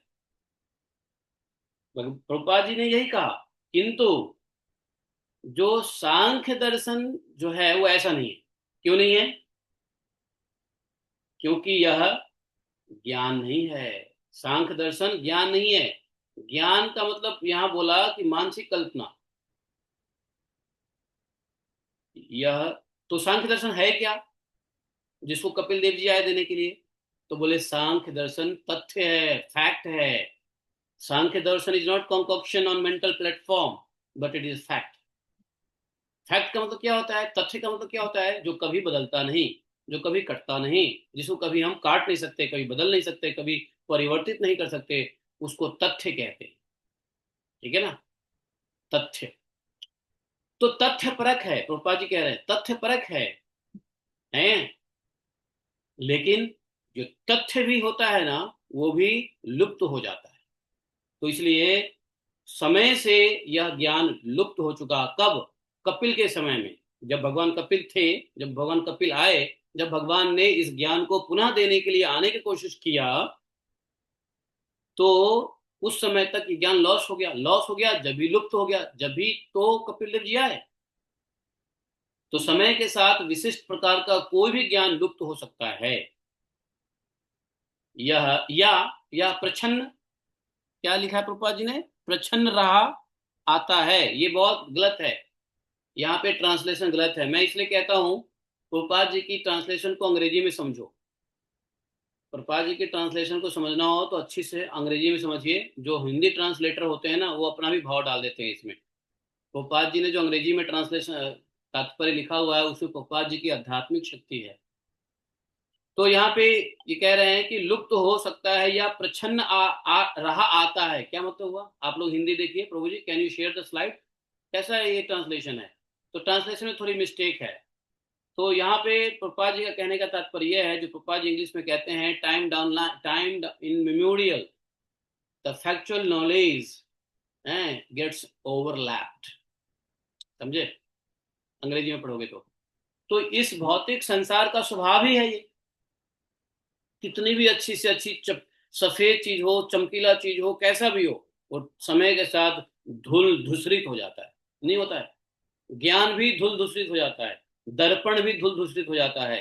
कोई भी सजावट की चीजें रखो, मंदिर कितना भी बढ़िया बना लो, लेकिन समय के साथ धूल धूसरित हो जाता है, उसको रोज मार्जन करना पड़ता है।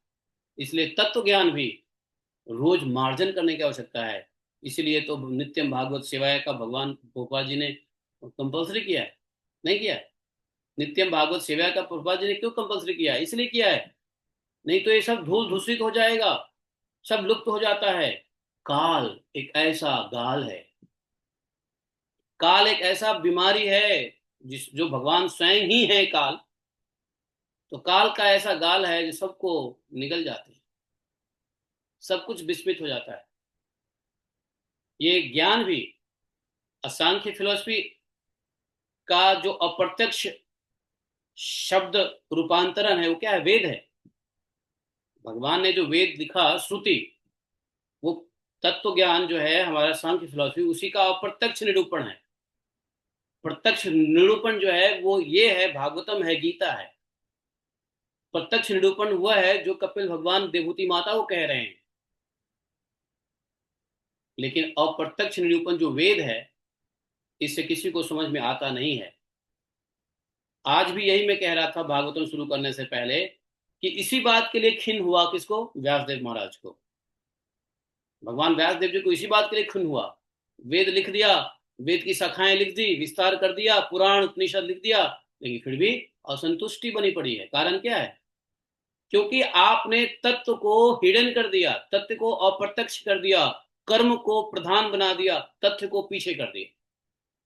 जबकि तथ्य को सामने लाना और कर्म को पीछे करना, कर्म को थोड़ा गौण रखना, तथ्य को प्रकाशित करना। वेद क्या किया? तथ्य को गौण कर दिया और कर्म को प्रकाशित कर दिया, कर्मकांड, यही किया ना। तो भाई जब तथ्य छुपाओगे तो कहां से आपके मन में संतुष्टि होगी? यही बात हो गया श्रील व्यासदेव जी से, और तब नारद जी के उपदेश से उन्होंने ये जो सांख्य फिलोसफी का ज्ञान है, वो स्मृति के रूप में महाभारत, और महाभारत में सांख्य फिलोसफी, और फिर स्पेशल एक महापुराण जो भागवत महापुराण है, इसके अंदर में जिसने सांख्य फिलोसफी को दिया है, वो इस भागवतम के रूप में, श्रीमद भागवत महापुराण के रूप में उन्होंने संकलन किया है। यही तत्वज्ञान सुखदेव गोस्वामी दे रहे हैं, यही तत्वज्ञान नारद मुनि दे रहे हैं, यही तत्वज्ञान प्रचेताओं को मिला है, यही तत्वज्ञान सनातन तत्व ज्ञान क्या किसको मिला है? कपिल देव जी आए हैं देने के लिए? नहीं, बहुत सारे वक्ता हैं। और भगवान अंत में 11वें स्कंद में भगवान स्वयं सांख्य फिलोसफी दे रहे हैं। किसको किसको दे रहे हैं? उद्धव जी को। नहीं, ये सांख्य फिलोसफी तो दे रहे हैं उद्धव जी को। और क्या है जो गीता में भगवान ने नहीं दे पाए, क्योंकि लड़ाई का मैदान था, कुरुक्षेत्र का मैदान था, उसको कंप्लीट किया भगवान ने उद्धव गीता में 11वें स्कंद में। अभी हम लोग का 11वां स्कंद ही चल रहा है। अभी हम लोग 11वां स्कंद के 21वें अध्याय में ही आज शुरुआत किए थे कि हम आपके बीच में आना पड़ा। देखो भगवान कैसे, भागवतम की ऐसी लीला है। समझ गया है? तो ये ज्ञान लुप्त हो सकता है? यस, क्यों नहीं हो सकता है? तो कैसे ज्ञान नहीं लुप्त हो? तो नित्यम भागवत सेवया, यदि इसका नित्य स्मरण रहे। और नित्य स्मरण क्या रहे? जब हम नित्य अध्ययन करें। प्रभुपाद जी से पहले किसी संप्रदाय में नित्यम भागवत सेवया का व्यवस्था नहीं था, सिर्फ गौड़िया संप्रदाय में ही था, है कि नहीं? अभी प्रभुपाद जी ने पूरी दुनिया में नित्यम भागवतम और सांख्य फिलोसफी, भागवतम के कहीं भी किसी भी चैप्टर से उठा लो, सारे सांख्य फिलोसफी, सारे तथ्य ज्ञान है, नहीं है? तो भगवान की यह तथ्य ज्ञान लुप्त हो सकता है, लेकिन गलत नहीं हो सकता। यहां तो दार्शनिक का जो ज्ञान है वो गलत भी है और लुप्त भी हो जाता है। एक तो गलत है, परफेक्ट नहीं है, और लुप्त है। यहां परफेक्ट होते हुए लुप्त हो जाता है, लुप्त होता है लेकिन परफेक्ट है। इसलिए पुनः भगवान की ही कृपा होती है जो इस ज्ञान को देने के लिए भगवान आते हैं। भगवान कितने कृपालु है, देखिए जीव के लिए, जीव के उद्धार के लिए भगवान कितने कृपालु होते हैं कि बार बार स्वयं आपे आकर के अपने अंश अवतार, कला अवतार, गुना अवतार, लीला अवतार, अपने शक्त्यावेश अवतार के भक्तों के रूप में, अनंत भक्तों के रूप में, भक्त की जीवनी के रूप में, स्वयं के लीला के रूप में भगवान इस सांख्य फिलोसफी को देने के लिए आते हैं। और भगवान ऐसा फैसिलिटेट करते हैं। ऐसे कृपालु भगवान है। भगवान की कृपा के सामने किसकी कृपा आपको दिखती है? माता पिता की कृपा कोई कृपा है? कृपा है, माता पिता पूजनीय है, ठीक है, लेकिन भगवान कितने कृपालु हैं? जब माता पिता अपने स्तर से इतने कृपालु है, भगवान कितने कृपालु है ना? तो इसलिए प्रभुपाद जी कहते हैं, देखो भगवत गीता, हाँ, अब चूंकि सांख्य की बात हो और भगवत गीता की बात ना हो, कैसे हो सकता है? में श्री कृष्ण भगवान ने ऐसा ही कहा है। क्या? सह काल नेहे मता योगो नष्ट। हाँ, अरे यहाँ पे हमारे वो पूरे गीता को कंठस्थ कर लिए प्रभु जी हैं क्या? सुहृद माधव प्रभु, सुहृद माधव प्रभु हैं? He is there, yes. Suhrid Madhav प्रभु इस श्लोक को कंप्लीट, साधु साधु साधु साधु, इस श्लोक को कंप्लीट कर दो, इस श्लोक को प्लीज कंप्लीट कर दो। तो भगवान ने कहा ना कि महता योगो नष्ट, ये इसका पूरा श्लोक कंप्लीट कर दो प्लीज। सह काल नेहे महता योगो नष्ट, कालेन माता योगो नष्ट तो एवायम मया तेदे योगो प्रोक्त पुरातनम सह कालेन महता योगो नष्ट परंतप। क्या बात है! आप सब सुहृद माधव प्रभु के लिए एक बार हरि बोल बोलिए। आशीर्वाद दीजिए प्रभु। मैं आपको इस बात के लिए, आपके इस गुण के लिए मैं हमेशा याद करता रहता हूँ। आपको अनुभव होता हो या नहीं होता हो, ये अलग की बात, लेकिन मैं आपको इस बात के लिए याद करता रहता हूँ, ठीक है ना? तो प्रभु जी ने इस श्लोक को कंप्लीट कर दिया। Thank you. और देखिए हमारी बुद्धि ऐसी है कि हमको याद ही नहीं रहता चीजें, समझ रहे हैं? लेकिन क्या करें, फिर भी आप लोग हमारे मुंह से सुनना चाहते हो। आप सुहृद माधव प्रभु के मुंह से ज्यादा सुनो, वो कंठस्थ कर चुके हैं इस ज्ञान को। तो देखो यही बात भगवान ने गीता में भी कहा है। क्या हुआ? अभी भागवत चल रही, जल्दी बोलो। हाँ तो बाद में फोन करके बोल देना, भागवत के बीच में मत बोला करो। हाँ, तो यहाँ पे बोले कि काले नेहे नष्ट योग, हाँ, महता योगो नष्ट। तो ये भगवान कपिल देव भगवान ही नहीं बल्कि भगवान श्री कृष्ण ने भी गीता में कहा है कि यह शिष्य परंपरा से चली आ रही थी, नहीं, किंतु काल क्रम से खो गई। काल इतना प्रबल है, देखो जो हम काल के बारे में बात कर रहे थे ना, काल कितना बड़ा गाल है, यहाँ भगवान प्रभुपाद जी कह रहे हैं कि काल इतना प्रबल है कि काल के साथ प्रत्येक वस्तु नष्ट अथवा लुप्त हो जाती है। यही तो गुण है काल का। आप जब भागवतम में आप लोगों ने पढ़ा होगा काल के बारे में, भागवतम में काल को क्या कहते मालूम है? किसको काल समझो? तो बोले कि चिर, ये जो वस्त्र है ना, वस्त्र नया से पुराना होता है ना, यही काल है। ये शरीर बचपन से बूढ़ा, जवानी, जवानी से बुढ़ापा होता है ना, यही काल है। अर्थात नवीन से चिर प्राचीन जो चीजें होती है, यही काल है। अगर काल को देखना है, जैसे किसी व्यक्ति, बूढ़े व्यक्ति को देखते हो, तो बूढ़े व्यक्ति के अंदर बुढ़ापा मत देखो। भागवतम का इंस्ट्रक्शन है कि बूढ़े व्यक्ति के अंदर बुढ़ापा मत देखो, एक्चुअली वह काल है। काल, काल का रूप है वो। काल का कोई व्यक्त रूप तो नहीं है, काल अव्यक्त है। लेकिन काल का अव्यक्त व्यक्त क्या है? अव्यक्ता व्यक्त क्या है? बुढ़ापा, पुराना, नया कपड़ा से पुराना कपड़ा, अव्यक्ता व्यक्त है। इसको काल का अव्यक्त व्यक्त कह सकते हैं, नहीं है? कोई बच्चा है और कोई बूढ़ा है, तो बच्चे को देखो और बूढ़े को देखो, तो काल का दो रूप दिखेगा, नया रूप, पुराना रूप। तो ये अव्यक्त व्यक्त काल काल है। जीर्ण शीर्ण, यही काल है। तो कहते हैं यहाँ पे देखो, ये काल जो है सभी चीजों को खत्म कर देता है। आपको पता है भागवत में कई प्रसंग ऐसे आते हैं, आप याद करो, रेवत महाराज की कथा याद करो, या मुचकुंद जी की कथा याद करो। मुचकुंद जी गए देवताओं को हेल्प करने के लिए, है, और देवताओं को हेल्प हेल्प करते करते कितने समय बीत गए। जब लड़ाई खत्म हुई, मुचकुंद जी पहुंचे इंद्र भवन सभा में, तो मुचकुंद जी ने कहा कि अब हम जाएंगे अपने घर वापस, हमने आपका देवताओं का काम बना दिया, अब आप लोग सुरक्षित हैं। देखो हमारे पृथ्वी पे ऐसे ऐसे राजा हुआ करते थे, तो देवता भी यहाँ से राजाओं से हेल्प मांगते थे। मुचकुंद राजा ऐसे थे। हाँ, गलत कह रहा हूं मैं? सही कह रहा हूं ना? महाराज दशरथ, महाराज दशरथ भी ऐसे राजा थे जो देवताओं की रक्षा के लिए लड़ाई करने गए, समझे? दशरथ महाराज भी गए थे देवता की रक्षा की लड़ाई करने के लिए। देवता ने बुलाया था, प्लीज आइए हमारी रक्षा कीजिए। तो मुचकुंद जब पहुंचे इंद्र भवन में, तो उन्होंने जैसे ही कहा कि हमारा परिवार इंतजार कर रहा होगा, बहुत दिनों से हम घर से बाहर हैं, अब हमें जाने की आज्ञा दीजिए। तो इंद्र हंसे, मुस्कुराए।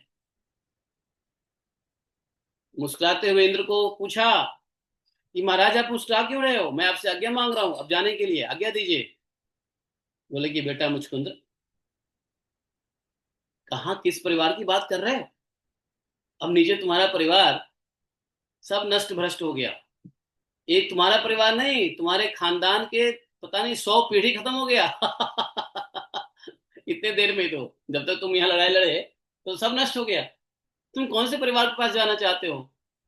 हैं? तो अपने परिवार को नष्ट होते हुए उन्होंने अफसोस किया, आंख मूंदे, अपने परिवार वालों को याद किया मुचकुंद जी ने, और विनती की, तो महाराज अब हमें एक काम कीजिए, जब मेरा परिवार ही नष्ट हो गया, मेरा खानदान नष्ट हो गया, मेरी वंश परंपरा नष्ट हो गई, तो अब मेरी इच्छा है क्या? अब मैं थक गया हूं। एक तो थक गया हूं, दूसरा अपना परिवार को मिस कर रहा हूं मैं। अब मुझे नींद चाहिए, नींद, स्लीप। अब मुझे ऐसा वरदान दीजिए कि मैं सिर्फ सोया रहूं। I want to sleep, deep sleep में जाना चाहता हूं। और सुनिए, आप ऐसा व्यवस्था कीजिए कि मुझे कोई विघ्न न हो मेरे स्लीप में। तो इंद्रदेव ने कहा ठीक है, ऐसा ही होगा, और जो कोई भी तुम्हारे स्लीप को डिस्टर्ब करेगा और तुम्हारी नजर जिस पर पड़ी तो भस्म हो जाएगा। आप लोग कहानी जानते हो। तो कहने का तात्पर्य यह है कि देखो, काल छोटा किसी को नहीं है। बड़े बड़े राजा, बड़े बड़े वंश, बड़े बड़े पराक्रमी, बलशाली, है ना, सब आए और गए, सब आए और गए। आप भागवतम के 9वें स्कंद उठा लो, 9वें स्कंद के मोस्ट ऑफ द चैप्टर में इसका पुत्र ये, उसका पुत्र वो, उसका पुत्र वो, उसका पुत्र वो, उसका पुत्र वो, उसका पुत्र, पूरा वंशावली लिखा हुआ है। और ऐसे ऐसे राजा जिनकी इतनी बड़ी ग्लोरीज, इतना बड़ा ये, लेकिन कोई टिक न सका काल के सामने। तो 9वें स्कंद में ये वंश परंपरा का जो वर्णन है कि इसका पुत्र या इसके, इससे ये पुत्र हुआ, इससे वो पुत्र हुआ, उसका वो पुत्र हुआ, उसका वो पुत्र हुआ, क्यों है? ये यही समझने के लिए है कि बड़े बड़े राजा जब नहीं रहे, बड़े बड़े पराक्रमी राजा नहीं रहे, भगवान के स्वयं भगवान के माता पिता भी समय से आए और गए, हम में से कोई नहीं रहेगा, हमारा कोई वंश नहीं रहेगा। जिस वंश के ऊपर हम घमंड करते हैं, जिस खानदान के ऊपर हम घमंड करते हैं, जिस शरीर के ऊपर घमंड करते हैं, जिस माता पिता भाई बंधु और हम अपने रिश्तेदार नातेदार संबंधी और अपनी नौकरी, अपनी चाकरी, अपनी समाज पे जो घमंड करते हैं, हिप हिप हुर्रे करते हैं, ये सब काल के वजह से सिप सिप सुर्रे होने वाला है। समझे? सब सिप सिप सुर्रे समझते हो क्या होता है? जो भी है भाई, तो ये भागवतम के 9वें स्कंद से समझना पड़ेगा। सब कुछ काल के काल में चला जाता है। इसलिए अगर कुछ सत्य है, सांख्य दर्शन, और सांख्य दर्शन के अंदर में अगर सत्य, उस सांख्य दर्शन का फिलॉसफी क्या है, सूत्र क्या है, सांख्य दर्शन का सूत्र क्या है? अगर आपको एक लाइन में सांख्य दर्शन के सूत्र को, सांख्य दर्शन को संक्षेप में अगर बोलना हो व्हाट इज सांख्य दर्शन, तो एक लाइन में 4 शब्दों में कैसे बोलोगे? आत्म साक्षात्कार की प्राप्ति ही सांख्य दर्शन है। अर्थार्थो ब्रह्म जिज्ञासा ही 3 शब्द में सांख्य है। अर्थार्थो ब्रह्म जिज्ञासा 3 शब्द में सांख्य फिलॉसफी का निचोड़ है। हिंदी में बोलेंगे, संस्कृत में है अर्थार्थो ब्रह्म जिज्ञासा, अगर हिंदी में बोलोगे तो आत्म साक्षात्कार का मार्ग ही सांख्य फिलॉसफी है, जिसके लिए कपिल देव भगवान आए हैं।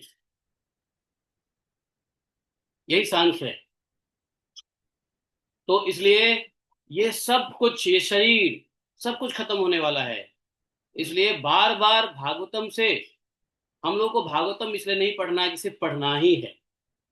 प्रभुपाद ने कह दिया गोपी मनोहर प्रभु बुलाते हैं इसलिए आ जाते हैं, गोपी मनोहर प्रभु इनवाइट करते हैं इसलिए आ जाते हैं, नहीं। भागवतम में रस लो, इसलिए रस लो कि सांख्य का जो निचोड़ है, आत्म साक्षात्कार का मार्ग, अपने मन को संसार से हटाओ, या अगर नहीं हटा सकते हो तो एक काम कर सकते हैं। जैसे कंप्यूटर होता है ना, कंप्यूटर में 1 TB होता है, 1 TB का फाइल होता है, 1 TB का मेमोरी होता है, उसके क्या करते हैं, पार्टीशन कर देते हैं। तो उसमें पार्टीशन कर दो, अपने जीवन को पार्टीशन कर दो, अर्थात अपने चिंतन को पार्टीशन कर दो। थोड़ा सा पार्टीशन रखो संसार के लिए, अगर लगता है संसार जरूरी है तो। संसार भी जरूरी है क्योंकि शरीर में संसार है, शरीर है तो संसार है, और शरीर जरूरी है क्योंकि शरीर आत्म साक्षात्कार का माध्यम है। जब शरीर होगा तो संसार भी होगा, है ना।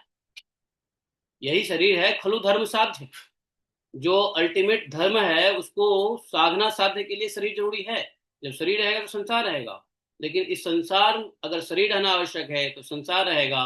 तो कैसा संसार करना है, इस सभी संसार को पार्टीशन कर दो। 1 TB में 200 GB कर दो संसार के लिए, और बाकी 800 GB कर दो, 824 GB कर दो अर्थार्थो ब्रह्म जिज्ञासा के लिए। और क्या करो, जीवन में ये अर्थार्थो ब्रह्म जिज्ञासा अर्थात सांख्य फिलॉसफी के जो उद्देश्य है उसको आप धीरे धीरे धीरे धीरे बढ़ाते जाइए, और संसार के मेमोरी को कम करते जाइए। संसार की जो आपने बना रखा ना पार्टीशन, उसको कम करते जाइए, और मृत्यु के समय उस पार्टीशन को 0 कर दीजिए, और 100% क्या कर दीजिए, अर्थात ब्रह्म जिज्ञासा कर दीजिए। तो शुरू में ऐसा हो सकता है कि हमारा 1 TB में 900 GB जो है वो हो सकता है संसार में है, 100 GB अर्थात तो ब्रह्म जिज्ञासा में है, ऐसा हो सकता है। अब बहुत सारे लोग हैं संसार में जो 100% संसार में ही है, लेकिन प्रभुपाद की कृपा से हम लोग समझ गए हैं इस ज्ञान को, गुरु की कृपा से, शास्त्र की कृपा से, तो थोड़ा पार्टीशन हमने बना ही लिया है। भाई आपके दिमाग में बताओ, आप यहाँ जितने भी माताएं प्रभु बैठे हैं, सबके दिमाग में ये रहता है कि नहीं हमको संसार भी देखना है, भक्ति भी देखनी है, यस और नो? है, रहता ही है। काम भी करना है, भक्ति भी करनी है, ज्ञान भी लेना है, ये भी करना है। तो पहले क्या था? पहले ब्रह्म जिज्ञासा की कोई फिक्र ही नहीं था। 100% there was no partition. 1 TB terabyte हमेशा संसार में था।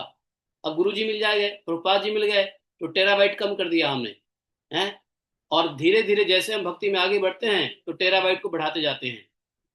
अर्थात ब्रह्म जिज्ञासा की जो जो स्पेस है उसको हम बढ़ाते हैं और संसार की स्पेस को कम करते हैं, कम करते हैं, कम करते हैं, कम करते हैं, कम, और धीरे धीरे मृत्यु से थोड़े काल पहले तक बिल्कुल कम कर दो, जीरो कर दो, जीरो। बात मत करो, बाद में फोन करेंगे नरेंद्र। तो जीरो कर दो, जीरो। ये उद्देश्य होना चाहिए। राइट और रॉन्ग, येस और नो, एग्री और नॉट एग्री, प्लीज। आप लोग सिर्फ कथा ही मत सुनो, कथा थोड़ी मैं बोल रहा हूं, है कि नहीं? तो हाँ, ये बढ़िया है, अंगूठा दिखाने वाला सिस्टम बढ़िया है। ये बढ़िया ऑनलाइन सिस्टम। तो ये आवश्यक है समझना। नहीं, मन में को यदि यह नहीं समझाएंगे, तो ये भागवतम के 9वें स्कंद में मैं देखता हूं, जब मैं भागवतम के, जानते हो, भागवतम के 9वें स्कंद में कभी नहीं मिस करता हूं, और कभी मैं बोरिंग मुझे नहीं होती है उन राजाओं के नाम से। आप देखो भागवतम में आपको अगर किसी किसी स्पीकर को 9वें स्कंद के कोई चैप्टर मिल जाए तो हालत खराब हो जाता है। क्यों? उसके अंदर यही है, इसका पुत्र वो, उसका पुत्र वो, उसका पुत्र वो, उसका पुत्र वो। क्या बोलोगे? क्या स्पीकर क्या बोलेगा भागवतम में? सूरत माधव प्रभु, सही है। बड़ी डिफिकल्ट होता है स्पीकरों के लिए, भागवत कथाकारों के लिए। और साप्ताहिक कथाकार तो इस अध्याय को छोड़ ही देते हैं, लेकिन यह अध्याय 9 कैंटो के जितने भी चैप्टर्स है जिसमें वंशानुगत का वर्णन है वो बेकार नहीं है। वो इसलिए वर्णन है कि समझो, हमसे बड़े बड़े तिस्मा खां, हमसे बड़े बड़े पराक्रमी लोग, हम तो पराक्रमी है ही नहीं, पराक्रमी का पौ भी नहीं हमने को पता है। बड़े बलशाली, समर्थ, गुणवान, शरीरवान, धूपवान, सारे आए और गए समय के काल के गाल में, और हम भी चले जाएंगे। हमारे दादाजी भी आए थे, चले गए, दादाजी के दादाजी आए, चले गए, हमारे पिताजी भी जवान थे, बच्चे थे, जवान हुए, बूढ़े हो गए, वो भी चले जाएंगे। हम भी बच्चे थे, जवान हुए, और पिताजी के जाने के बाद हम भी जाएंगे। क्या पता पिताजी जाने से पहले जाए, भगवान जाने, तो किसको कब जाना।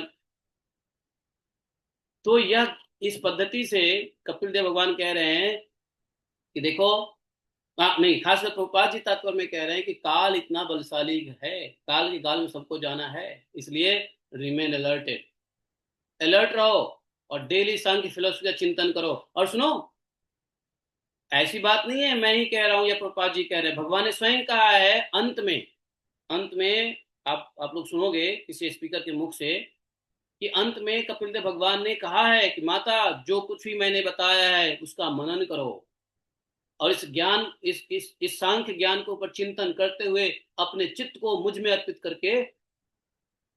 2-3 बड़ा इंस्ट्रक्शन अच्छा दिया कपिल देव ने, भगवान ने माता देवहूति को। एक तो कहा माता साधु संग, भक्तों का संग करो। उसके बाद उन्होंने, हालांकि उन्होंने अष्टांग योग भी बताया है सांख्य फिलोसफी के अंदर में। सांख्य फिलोसफी, अष्टांग योग सांख्य फिलोसफी का अंग नहीं है, लेकिन चूंकि भक्ति योग में अष्टांग योग सहायक है, इसलिए कपिल देव भगवान ने क्या किया, सांख्य फिलोसफी के अंदर में अष्टांग योग भी बताया है माता देवहूति को। आप लोग आगे पढ़ोगे, सुनोगे, क्योंकि सहायक है, तो सांख्य में जो सहायक है वो भी भगवान ने बता दिया। और एक और बात है, अष्टांग योग इसलिए बता दिया कि अष्टांग योग का जो अंत है वो भगवत चेतना तक पहुंचना है, समाधि के द्वारा, ध्यान और समाधि के द्वारा। तो इसलिए भी उन्होंने इस बात को बताया। पहला इंस्ट्रक्शन दिया था कि भाई माता जी आप सत्संग करिएगा, साधु संग कभी नहीं छोड़िएगा। दूसरा इंस्ट्रक्शन दिया कि आप मेरे बताए हुए ज्ञान को हृदय में उतारिए, और इस ज्ञान के सहायते मन को, चित्त को हमारे में लगा दीजिए। ये क्या भगवान कपिल देव की माता के लिए था उपदेश? माता के लिए नहीं था, ये तो हमारे लिए है। माता को तो ऑलरेडी, भाई भगवान की माता को क्या जरूरत है इन ज्ञानों का? ये तो ये तो भगवान ड्रामेटाइज करते हैं, चीजों को इतना नाटकीय बना रहे हैं, है कि नहीं। इधर से माता को बुला लिया, खुद पुत्र बन गए, माता प्रश्न करे, पुत्र जो है ना जवाब दे, ये सब भगवान की नौटंकी है, भगवान का सारा करा धरा है, भगवान का सुपर प्लानिंग है। किस लिए? हम जीवों के लिए है। तो इसलिए जो है भगवान के अवतार लेने का प्रयोजन यही होता है। भगवान आए, कैसे सांख्य दर्शन अर्जुन के द्वारा दिया, कपिल देव जी वहां दिए, कपिल देव जी के बाद भी सांख्य फिलोसफी लॉस्ट हुआ, विलुप्त हुआ, दोबारा से भगवान अवतार लिए। गीता में भगवान ने गीता के रूप में सांख्य फिलोसफी दिया, यदा यदा ही धर, ओ देखो, जो मैं श्लोक यूज किया वही प्रभुपाद जी भी यहाँ पे श्लोक को कोट कर रहे हैं। यदा यदा ही धर्मस्य ग्लानिर्भवति भारत। धर्म का अर्थ क्या है? जीवात्मा का वास्तविक कार्य। वास्तविक कार्य क्या है? अर्थात तो ब्रह्म जिज्ञासा। ठीक है, तो जो प्रभुपाद जी कह रहे हैं वो मैं ऑलरेडी बोल चुका हूं। तो प्रभुपाद जी का ही कहने का वही तात्पर्य है। हालांकि हमने प्रभुपाद जी से ही सीखा, समझा, पढ़ा, लेकिन ये अलग की बात है कि थोड़ा प्रभुपाद जी से पहले मैं बोल दिया। लेकिन चलो, जब लोग भगवान के साथ अपने सनातन संबंध को भूलकर अन्य कार्य में लग जाते हैं, यही मैंने कहा था, जब संसार में लग जाते हैं ब्रह्म जिज्ञासा को छोड़ करके, तो अधर्म है। वही प्रभुपाद जी कह रहे हैं, अधर्म है, यह व्यापार अधर्म कहलाता है। सांख्य दर्शन में बताया गया है कि मनुष्य भौतिक जीवन की दुखी अवस्था को किस प्रकार उबर सकता है, अर्थात इस भव सागर से, भव रोग से, भव दुख से, त्रिताप से कैसे निकल सकता है। भगवान स्वयं इस पद्धति का व्याख्या करने के लिए बार बार आते हैं, आते ही रहते हैं। यहाँ सांख्य दर्शन का उद्देश्य बताया गया है। यदि कोई वास्तविक शाश्वत जीवन चाहता है तो उसे भक्ति योग या श्री कृष्ण भावना में अपने आप को लगाना ही पड़ेगा, चाहिए भी। जन्म और मृत्यु से मुक्त होना कोई सरल कार्य नहीं। भौतिक शरीर के लिए जन्म तथा मृत्यु स्वाभाविक है। हाँ, ये तो जन्म होंगे, मृत्यु होगा, ये तो नेचर है बॉडी का। लेकिन अपना नेचर क्या होना चाहिए? तो भौतिक शरीर के लिए तो स्वाभाविक है। लेकिन यहाँ एक बात प्रभुपाद जी ने नोट किया है, सुदूर जया, क्या क्या? जीत पाना अत्यंत कठिन है। जिसको जीत पाना अत्यंत कठिन है, अर्थात आधुनिक तथा कथित वैज्ञानिकों के पास पर्याप्त साधन उपलब्ध नहीं है कि वे जन्म मृत्यु पर विजय पाने की प्रक्रिया को समझ सके। इसलिए वे जन्म तथा मृत्यु के प्रश्न को ताक पर रख देते हैं। सही बात है। और वे उस पर विचार ही नहीं करते। वे केवल नाशवान भौतिक शरीर से संबंधित समस्याओं को सॉल्व करने में लगे रहते हैं। ये तो है। वस्तुतः मानव जीवन जन्म और मृत्यु के दुर्जय प्रक्रम पर विजय प्राप्त करना है। इसे यहाँ पर वर्णित विधि से किया गया है। और समभज अर्थात मनुष्य को भगवान की भक्ति में लगना चाहिए। माम भज भगवान, यहाँ पे माम भज कपिल देव जी के भगवान कह रहे हैं। तो गीता में भी जो भगवान कहते हैं क्या? माम नमस्कुरु। तो ये माम क्या है? भगवान के शरण में जाना, भगवान की भक्ति में लगना है। भगवगीता में भी भगवान कहते हैं मन मना मत भक्त मादाजी माम नमस्कुरु। हाँ, देखो, बस मेरे भक्त बन जाओ, मेरी पूजा करो, हैं। लेकिन बेवकूफ लोग क्या कहते हैं? मूढ़ लोग। प्रभुपाद जी कहते थे रास्कल, तो कथा कथित सो कॉल्ड रास्कल विद्वान कहते हैं कि हमें जिसकी पूजा करनी है और जिसकी शरण में जाना है वह कृष्ण न होकर कोई और है।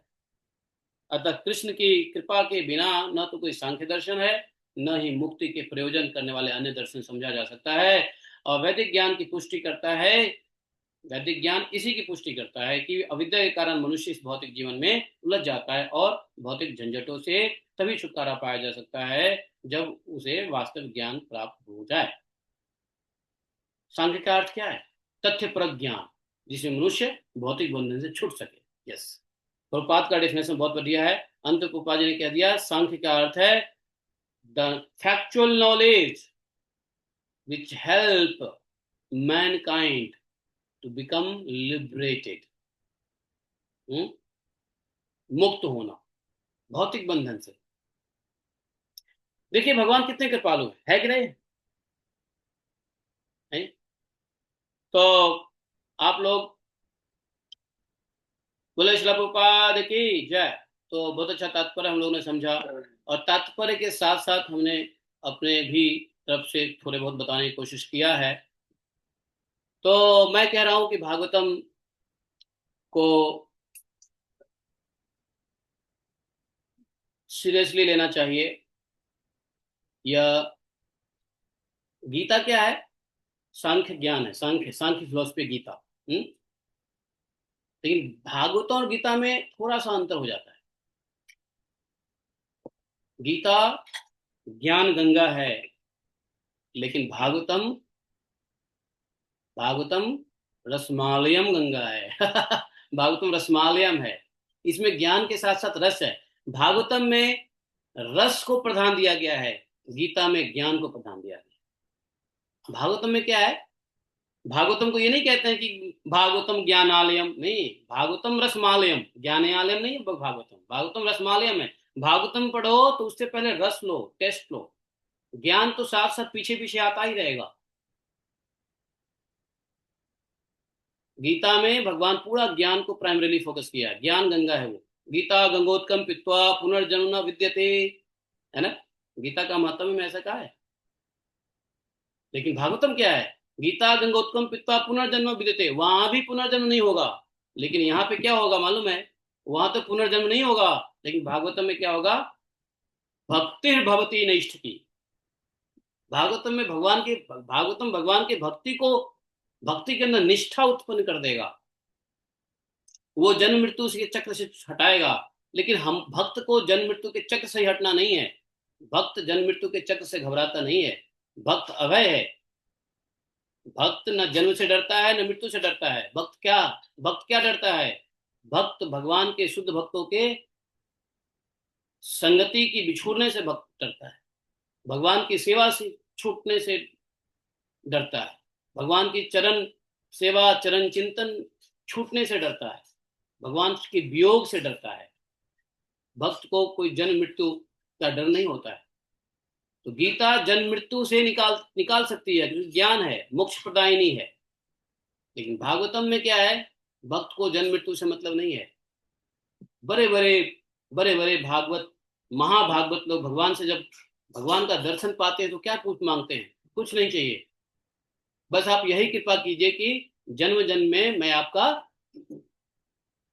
भक्तों का संग प्राप्त करूं। आपको पता है, जिस महान भक्त की बात हमने किया, महाराज मुचकुंद को जब भगवान दर्शन दिए गुफा में काले यवन के जलने के बाद, तो आप लोग याद कीजिए मुचकुंद ने भगवान से क्या मांगा? किसी को याद है? या बताओ, अगर किसी को याद हो तो बताओ। भागवतम सुनते हो तो हृदय में लगाओ बातों को। भागवतम सुनने का मतलब तो ये नहीं कि मन के स्तर पे सुने और संसार में भूल गए। हृदय में लगाइए भागवतम को। ये सास बहू की बात हृदय मत लगाओ। बाप बेटे की लड़ाई झगड़े की बात हृदय मत लगाओ। ये संसार की बातों को बाहर रखो, हृदय में भागवत की बात रखो। महाराज मुचकुंद ने क्या मांगा भगवान से? हे कृष्ण, यदि आप हम पे प्रसन्न हो तो आप हमारी वही स्थिति, आप में अपनी प्रेम वैसे ही दीजिए जैसे, क्या कहा? जैसे एक बछड़ा अपनी मां के थन को पकड़ने के लिए कितना ललायित रहता है। एक बछड़ा अपनी गाय के थन को, गाय के दूध के लिए कितना ललायित रहता है। मैं वैसे ही आपके लिए ललायित रहूं। आप देखो, बछड़े को छोड़ो के बछड़ा कहां जाता है? सीधा भाग के जाता है गाय के पास। है मुझको भगवान के भक्तों का देखिए, भगवान सामने है, वो सब कुछ मांग सकता है। भगवान कहते हैं मांगो, क्या मांगना है। हालांकि भगवान ऐसे बेवकूफ के सामने नहीं आते हैं जो बदले में संसार मांग ले। महाराज हमें तो आपका बनाया हुआ ब्रह्मांड चाहिए। भगवान ऐसे के सामने आते ही नहीं है। भगवान तो ऐसे भक्त के सामने आते हैं जो भगवान से क्या मांगे, भगवान को पता है क्या मांगेगा। मुचकुंद क्या मांगते हैं कि हम में आप में ऐसी प्रीति हो जैसी प्रीति बछड़ा में अपनी मां के प्रति होता है। एक और बात कहा कि हमें आपकी ऐसी प्रीति हो जैसे कोई सुहागनी विदेश में रहे हुए पति का इंतजार करती है। हमें आप में ऐसी प्रीति। ऐसे ऐसे वरदान मांगे हैं मुचकुंद जी ने, समझे। हम जैसे बेवकूफ को तो वरदान भी मांगने नहीं आए, भगवान सामने आ जाएंगे तो वरदान भी खैर सामने भगवान नहीं आएंगे, उसको पता है कि आप सामने आ जाऊंगा तो क्या मांगेगा ये, 4 प्लॉट मांग लेगा, 4 दुकान मांग लेगा, 4 दुकान भगवान नहीं आने वाले हमारे सामने, है कि नहीं। भगवान तो शुद्ध भक्तों के सामने आते हैं, जिसके हृदय में कोई वासना नहीं, कामना नहीं, असंग है, निसंग है? भगवान ऐसे के सामने आते हैं। भगवान हम जैसे के सामने आ जाएंगे तो उनको पता है कि पूरा संसार मांग लेगा, यहाँ तक कि हमारी लक्ष्मी मांग लेगा ये समझे। तो भगवान इसलिए दर्शन नहीं देते हैं, भगवान सानिध्य, भगवान का सानिध्य नहीं मिलता है। तो भगवान के जो भक्त हैं वो जन्म मृत्यु से नहीं डरते हैं, भगवान के भक्त जन्म मृत्यु से परे हैं। उनको तो सिर्फ चाहिए भगवान के भक्तों का संग चाहिए। क्यों? तो अलग अलग भक्त हैं, कोई भगवान के भक्तों का संग मांगता है, कोई भगवान के अंदर ऐसा प्रेम मांगता है जैसे बछड़ों का है, कोई भगवान कुछ मांगता है, कोई भगवान का सेवा मांगता है, कोई भगवान के आपका ही स्मरण करता रहूं ये मांगता है, कोई कहता नहीं हम आपके भक्तों का संग चाहिए क्योंकि भक्त आपके गुण गाते हैं और आपके गुण से अच्छा कोई चीज ही नहीं है। तो भक्त को जन्म मरण से चिंता नहीं होता है कि मैं मर जाऊंगा तो कहाँ जन्म लूंगा, कहाँ जन्म लूंगा तो कहाँ मरूंगा, जन्म ले लिया तो कहाँ मरूंगा, कैसे मरूंगा उसकी चिंतन, और जन्म नहीं हुआ तो कैसे मरने की चिंतन है कि नहीं। ये अभक्त का लक्षण है। भक्त का एक गुण है अभय, अभय चरण। देखा भगवान रूपा जी का नाम। तो अभय, भक्त का एक गुण है अभय रहना। जो भगवान के चिंतन में रहता है, भगवान की भक्ति में रहता है, वो निश्चित रूप से। और जो सांख्य, भगवान के शरण में रहना क्या है? सांख्य दर्शन है, समझे। तो मेरे ख्याल से समय अधिक हो गया है, मुझे अधिक नहीं बोलना चाहिए, ज्यादा बोलने का कोई फायदा नहीं है, लेकिन यहीं पे समाप्त कर देते हैं। अच्छा, कोई त्रुटि हो तो माफ करना, माताएं एवं बहनों और प्रभु एवं पिताओं हरे कृष्णा। तो एकम शास्त्रम देवकी पुत्र गीतम, एक देवो देवकी पुत्र एव, एकम मंत्रस्य तस्य नामानि यानि, एकमापि तस्य तस्य सेवा, त्वमेव माता च पिता त्वमेव, त्वमेव बन्धुश्च सखा त्वमेव, त्वमेव विद्या द्रविणं त्वमेव, त्वमेव मम सर्वदेव देवः। कृष्णाय वासुदेवाय हरये परमात्मने प्रणतक्लेशनाशाय गोविन्दाय नमो नमः। हे कृष्ण करुणा सिंधु दीनबन्धु जगत्पते, गोपेश गोपिका कांतम राधा कांतम नमोस्तुते। तप्तकांचन गौरांगी राधे वृंदावनेश्वरी, विश्वानुसुते देवी प्रणमामि हरिप्रिये। वाञ्छाकल्पतरुभ्यश्च कृपा सिन्धुभैव च पतितानां पावनेभ्यो वैष्णवेभ्यो नमो नमः। जय श्री कृष्ण चैतन्य प्रभु नित्यानंद, श्री अद्वैत गदाधर श्रीवासादि गौर भक्तवृंद। हरे कृष्णा कृष्ण कृष्ण हरे हरे, हरे राम राम राम हरे हरे। बोलो वृंदावन धाम की जय। श्रीमद् भागवत महापुराण की जय। श्रील व्यासदेव भगवान की जय। श्रील सुखदेव गोस्वामी महाराज की जय। श्रील प्रभुपाद की जय। जय जय श्री राधे। आप सब आज आए हुए सभी भक्तों की जय। All glories to humble devotees online and offline also. Hare Krishna. तो मैं अपना बंद करता हूँ। आप लोग क्षमा कीजिएगा यदि कोई बोलने में उल्टी सीधी बातें बोल गया हो। यदि कोई जिज्ञासा है तो बताइए, नहीं है तो चलते हैं। या कुछ कहना है सुधारात्मक, कुछ बातें कहनी है, मैं अपने प्रवचनों को कैसे सुधार सकता हूँ, वचनों को कैसे सुधार सकता हूँ, इसके बारे में कुछ कहना है तो भी कहिए। Gopiman Prabhu, is that okay? Hare Krishna Prabhu. Thank you very much. आप लोग कभी याद कर ले तो आप बहुत अच्छा लगा मेरे को बात आपकी सुन। और मैं कुछ बच्चों से रिक्वेस्ट करता हूँ, किसी का कोई प्रश्न है तो please start raising and start speaking. Yes ji. Hare Krishna. Hare Krishna, Prabhuji, Dandavat Pranam. Thank you for an excellent class. मेरा क्वेश्चन है, क्लैरिफिकेशन एक्चुअली चाहिए मुझे। आपने बताया वो भौतिक को 0% करके 100% आध्यात्मिक में आना चाहिए, so that 8.5 अंतकाले च मामेव स्मरण मुक्ता मुक्ता इसलिए यत् प्रयाति समद्भावम्। इसलिए पर वो रास्ता क्या है प्रभु जी टू मेक दैट कन्वर्शन? मुझे रूप गोस्वामी का एक श्लोका याद आ रहा है. I don't know whether that's the right approach. अनासक्तस्य विषयान् यथाहं उपयुञ्जतः निर्बंधः कृष्ण संबंधे युक्त युक्त वैराग्यम उच्यते. थोड़ा इसके बारे में if you can share some thoughts prabhu ji, so that slowly अभी 0% में है, एटलीस्ट इस जर्नी में फ्यू परसेंटेज हम आगे जा रहे हैं तो अच्छा. हरे कृष्णा. वैजी रघुनाथन माता जी हैं, इज दैट करेक्ट?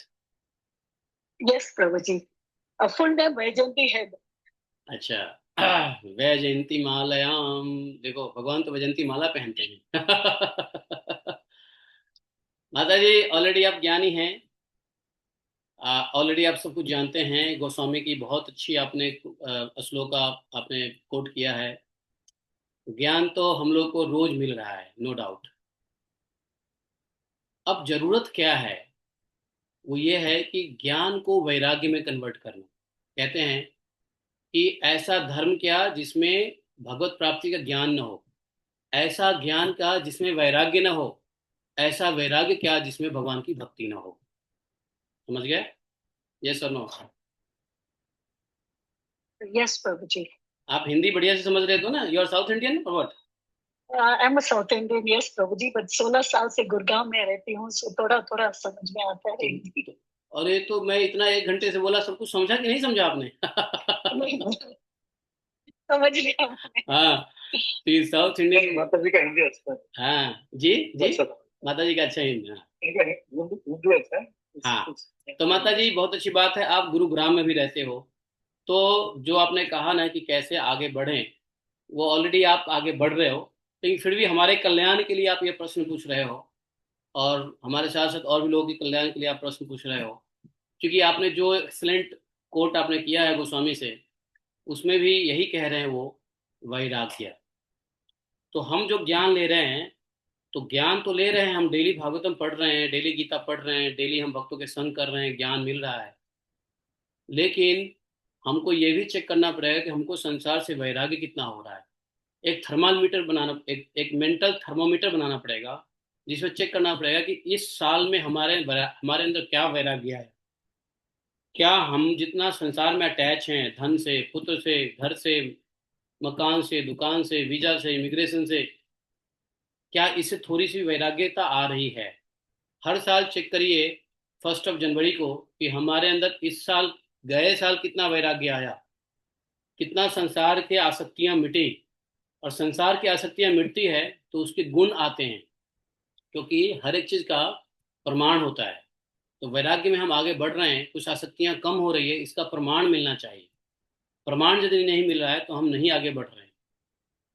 तो आसक्तियां छूट रही है कि नहीं छूट रही है, उसका प्रमाण है कि हम कितना शांत हो रहे हैं, हम कितना चिंतनशील हो रहे हैं, हम कितना कृष्ण भावनामृत में 24 घंटे में कितना हम भगवान को स्मरण कर पा रहे हैं. और हमें हमें क्रोध पे कितना नियंत्रण है, हमारे हृदय में उठने वाली इच्छाओं पे कितना नियंत्रण है कि नहीं.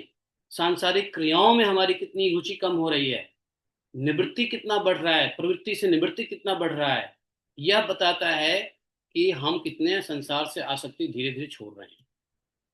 तो ज्ञान तो ले लिया, प्रभुपाद ने ज्ञान बहुत अच्छा दिया, सब कुछ दे रहे हैं, गोस्वामी से ज्ञान मिला. लेकिन ज्ञान का लाभ क्या है जब वैराग्य न हो, असंग न हो. भगवान क्या कहते हैं? असंग शस्त्रेण दृढ़ेन छित्त्वा. संसार को कैसे काटोगे? असंग शस्त्रेण. असंग मतलब क्या? वैराग्य, अनासक्ति. इसके बाद, इसके लिए मैं कहूंगा उद्धव गीता को 3 बार पढ़ो, और बढ़िया से समझ के पढ़ो उद्धव गीता को. बड़ा मजा आएगा, बहुत ही हेल्प मिलेगा आपको असंग कैसे हो जाएं. ठीक है? तो इसलिए हम लोग क्या करना चाहिए कि हम लोग को क्या है, ज्ञान लेते रहते हैं. हमारी स्थिति क्या है, हम काम करते हैं, सुबह उठते हैं, भागवतम सुनते हैं, फिर नौकरी पे जाते हैं, घर के काम में लगे रहते हैं, फिर शाम होता है, सो जाते हैं, मैकेनिकली चलता रहता है. लेकिन कभी हम चेक पॉइंट नहीं करते कि हमको हम असंग हो रहे हैं कि नहीं हो रहे हैं, हम डिटैच हो रहे हैं कि नहीं हो रहे हैं, हमें वैराग्य आ रहा है कि नहीं आ रहा है, भगवान में अनुराग आ रहा है कि नहीं आ रहा है, भगवान के नाम, रूप, लीला, धाम, गुण, इन 5 चीजों में अनुराग हो रहा है कि नहीं हो रहा है. समझ रहे? तो इन चीजों पे जस्ट फोकस करना पड़ेगा, और फोकस करने से आपको पता चलेगा कि जैसे गिव अप, एक मैं उसको अंग्रेजी में मोटिवेशनल क्लास में बोलता हूँ गिव अप। मतलब यदि हमको अध्यात्म में बढ़ना है तो संसार को गिव अप करना पड़ेगा। इस साल आपने क्या गिव अप किया? इस साल हमने क्या गिव अप किया? हर साल हम कोशिश करते हैं कुछ ना कुछ गिव अप करें, और करते हैं। भगवान की ऐसी कृपा होती है, हम गिव अप करते करते करते करते करते करते राधा कुंड पे पहुंच गए। अब गिव अप और भी करना है, बहुत सारी चीजों में, बहुत सारी चीजों को गिव अप करना है। और ये गिव अप ऐसा नहीं है खत्म होगा, ये ये मरने तक गिव अप करते रहना पड़ेगा। और कब तक गिव अप करना पड़ेगा? जब तक शरीर गिव अप ना हो जाए। कब तक? जब तक एक कलेवर है ना, कलेवर कलेवर गिव अप ना हो जाए। तो इसलिए माता जी, धर्म का मूल त्याग है कि नहीं? तो त्याग, इतना देखिए कि हम त्याग क्या कर रहे हैं। What I M detaching from my life. हम अपने जीवन से क्या कट कर रहे हैं, क्या असंग कर रहे हैं, किस चीज से त्यागना, असंग करना, वैराग्य होना, सब एक ही बात है। तो इस पे काम कीजिए हम लोग, तो हम लोग को प्रोग्रेस अधिक मिलेगा। ज्ञान जरूरी है, लेकिन ज्ञान इज नॉट अ शास्त्र। भगवान ने क्या कहा है? असंग शस्त्र न दृढ़ चित्वा। अगर ज्ञान ही अगर शस्त्र होता तो भगवान असंग को शस्त्र नहीं कहते। राइट और रॉन्ग? एम आई राइट? हाँ, यस और नो बोलो। है कि नहीं? तो hope that is the answer of your question. और आप कुछ और सुनना चाहते हैं? देखो, हमसे प्रश्न करो तो ये मत सोचना कि मैं विद्वान हूँ, पंडित हूँ, बहुत जानकार हूँ, बहुत बड़ा भक्त हूँ। मैं कोई विद्वान नहीं, पंडित नहीं, जानकार नहीं, बहुत बड़ा भक्त नहीं। आप हमको बच्चा समझ के प्रश्न समझना, प्रश्न पूछो और बच्चे की तरह उत्तर ले लो। अच्छा लगे तो ग्रहण करो, और अच्छा ना लगे तो छोड़ दो। ठीक है? Thank you, Prabhuji. Yes, Prabhuji. Oh, Parivartan thermometer, that will stay in my mind. Oh, every year, to have that test and see. Thank you very much. Very practical solution, Prabhuji. Hare Krishna, Tandat Pranam. Shri Radhe. हरे कृष्णा। हरे कृष्ण। बहुत बहुत धन्यवाद प्रभु, बहुत अच्छा माता जी का प्रश्न था, बहुत अच्छा उत्तर था।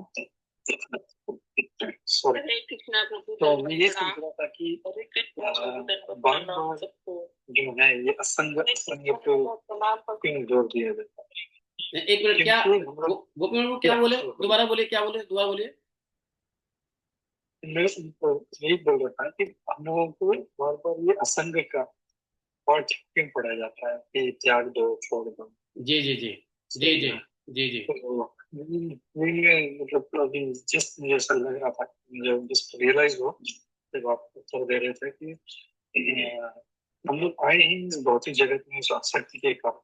आसक्ति हम लोग अपने शरीर को, अपने शरीर से, अपने परिवार से, पुत्र से, अपने माँ बाप से, अपने धन से, गाड़ी बंगला, सबसे लोगों को इतना आसक्ति उधर परिवार से कि इसलिए हम लोग जो है बार बार इसको छोड़ो छोड़ो छोड़ो।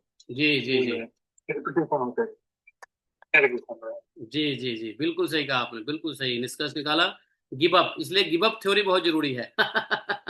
Give up theory. Thank you, अच्छा कमेंट आपने दिया। ठीक है, फिर जय जय श्री राधे, चलें। बहुत बहुत धन्यवाद प्रभु। हरे कृष्ण। जय श्री राधे। हाँ। माता जी गोपी गीत गा लो। जी जी जी, थैंक यू वेरी मच।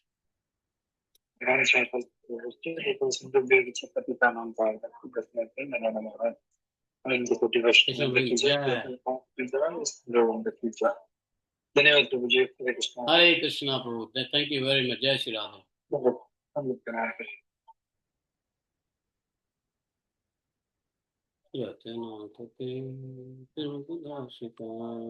सरसिजोदरा श्रीमुषादृशा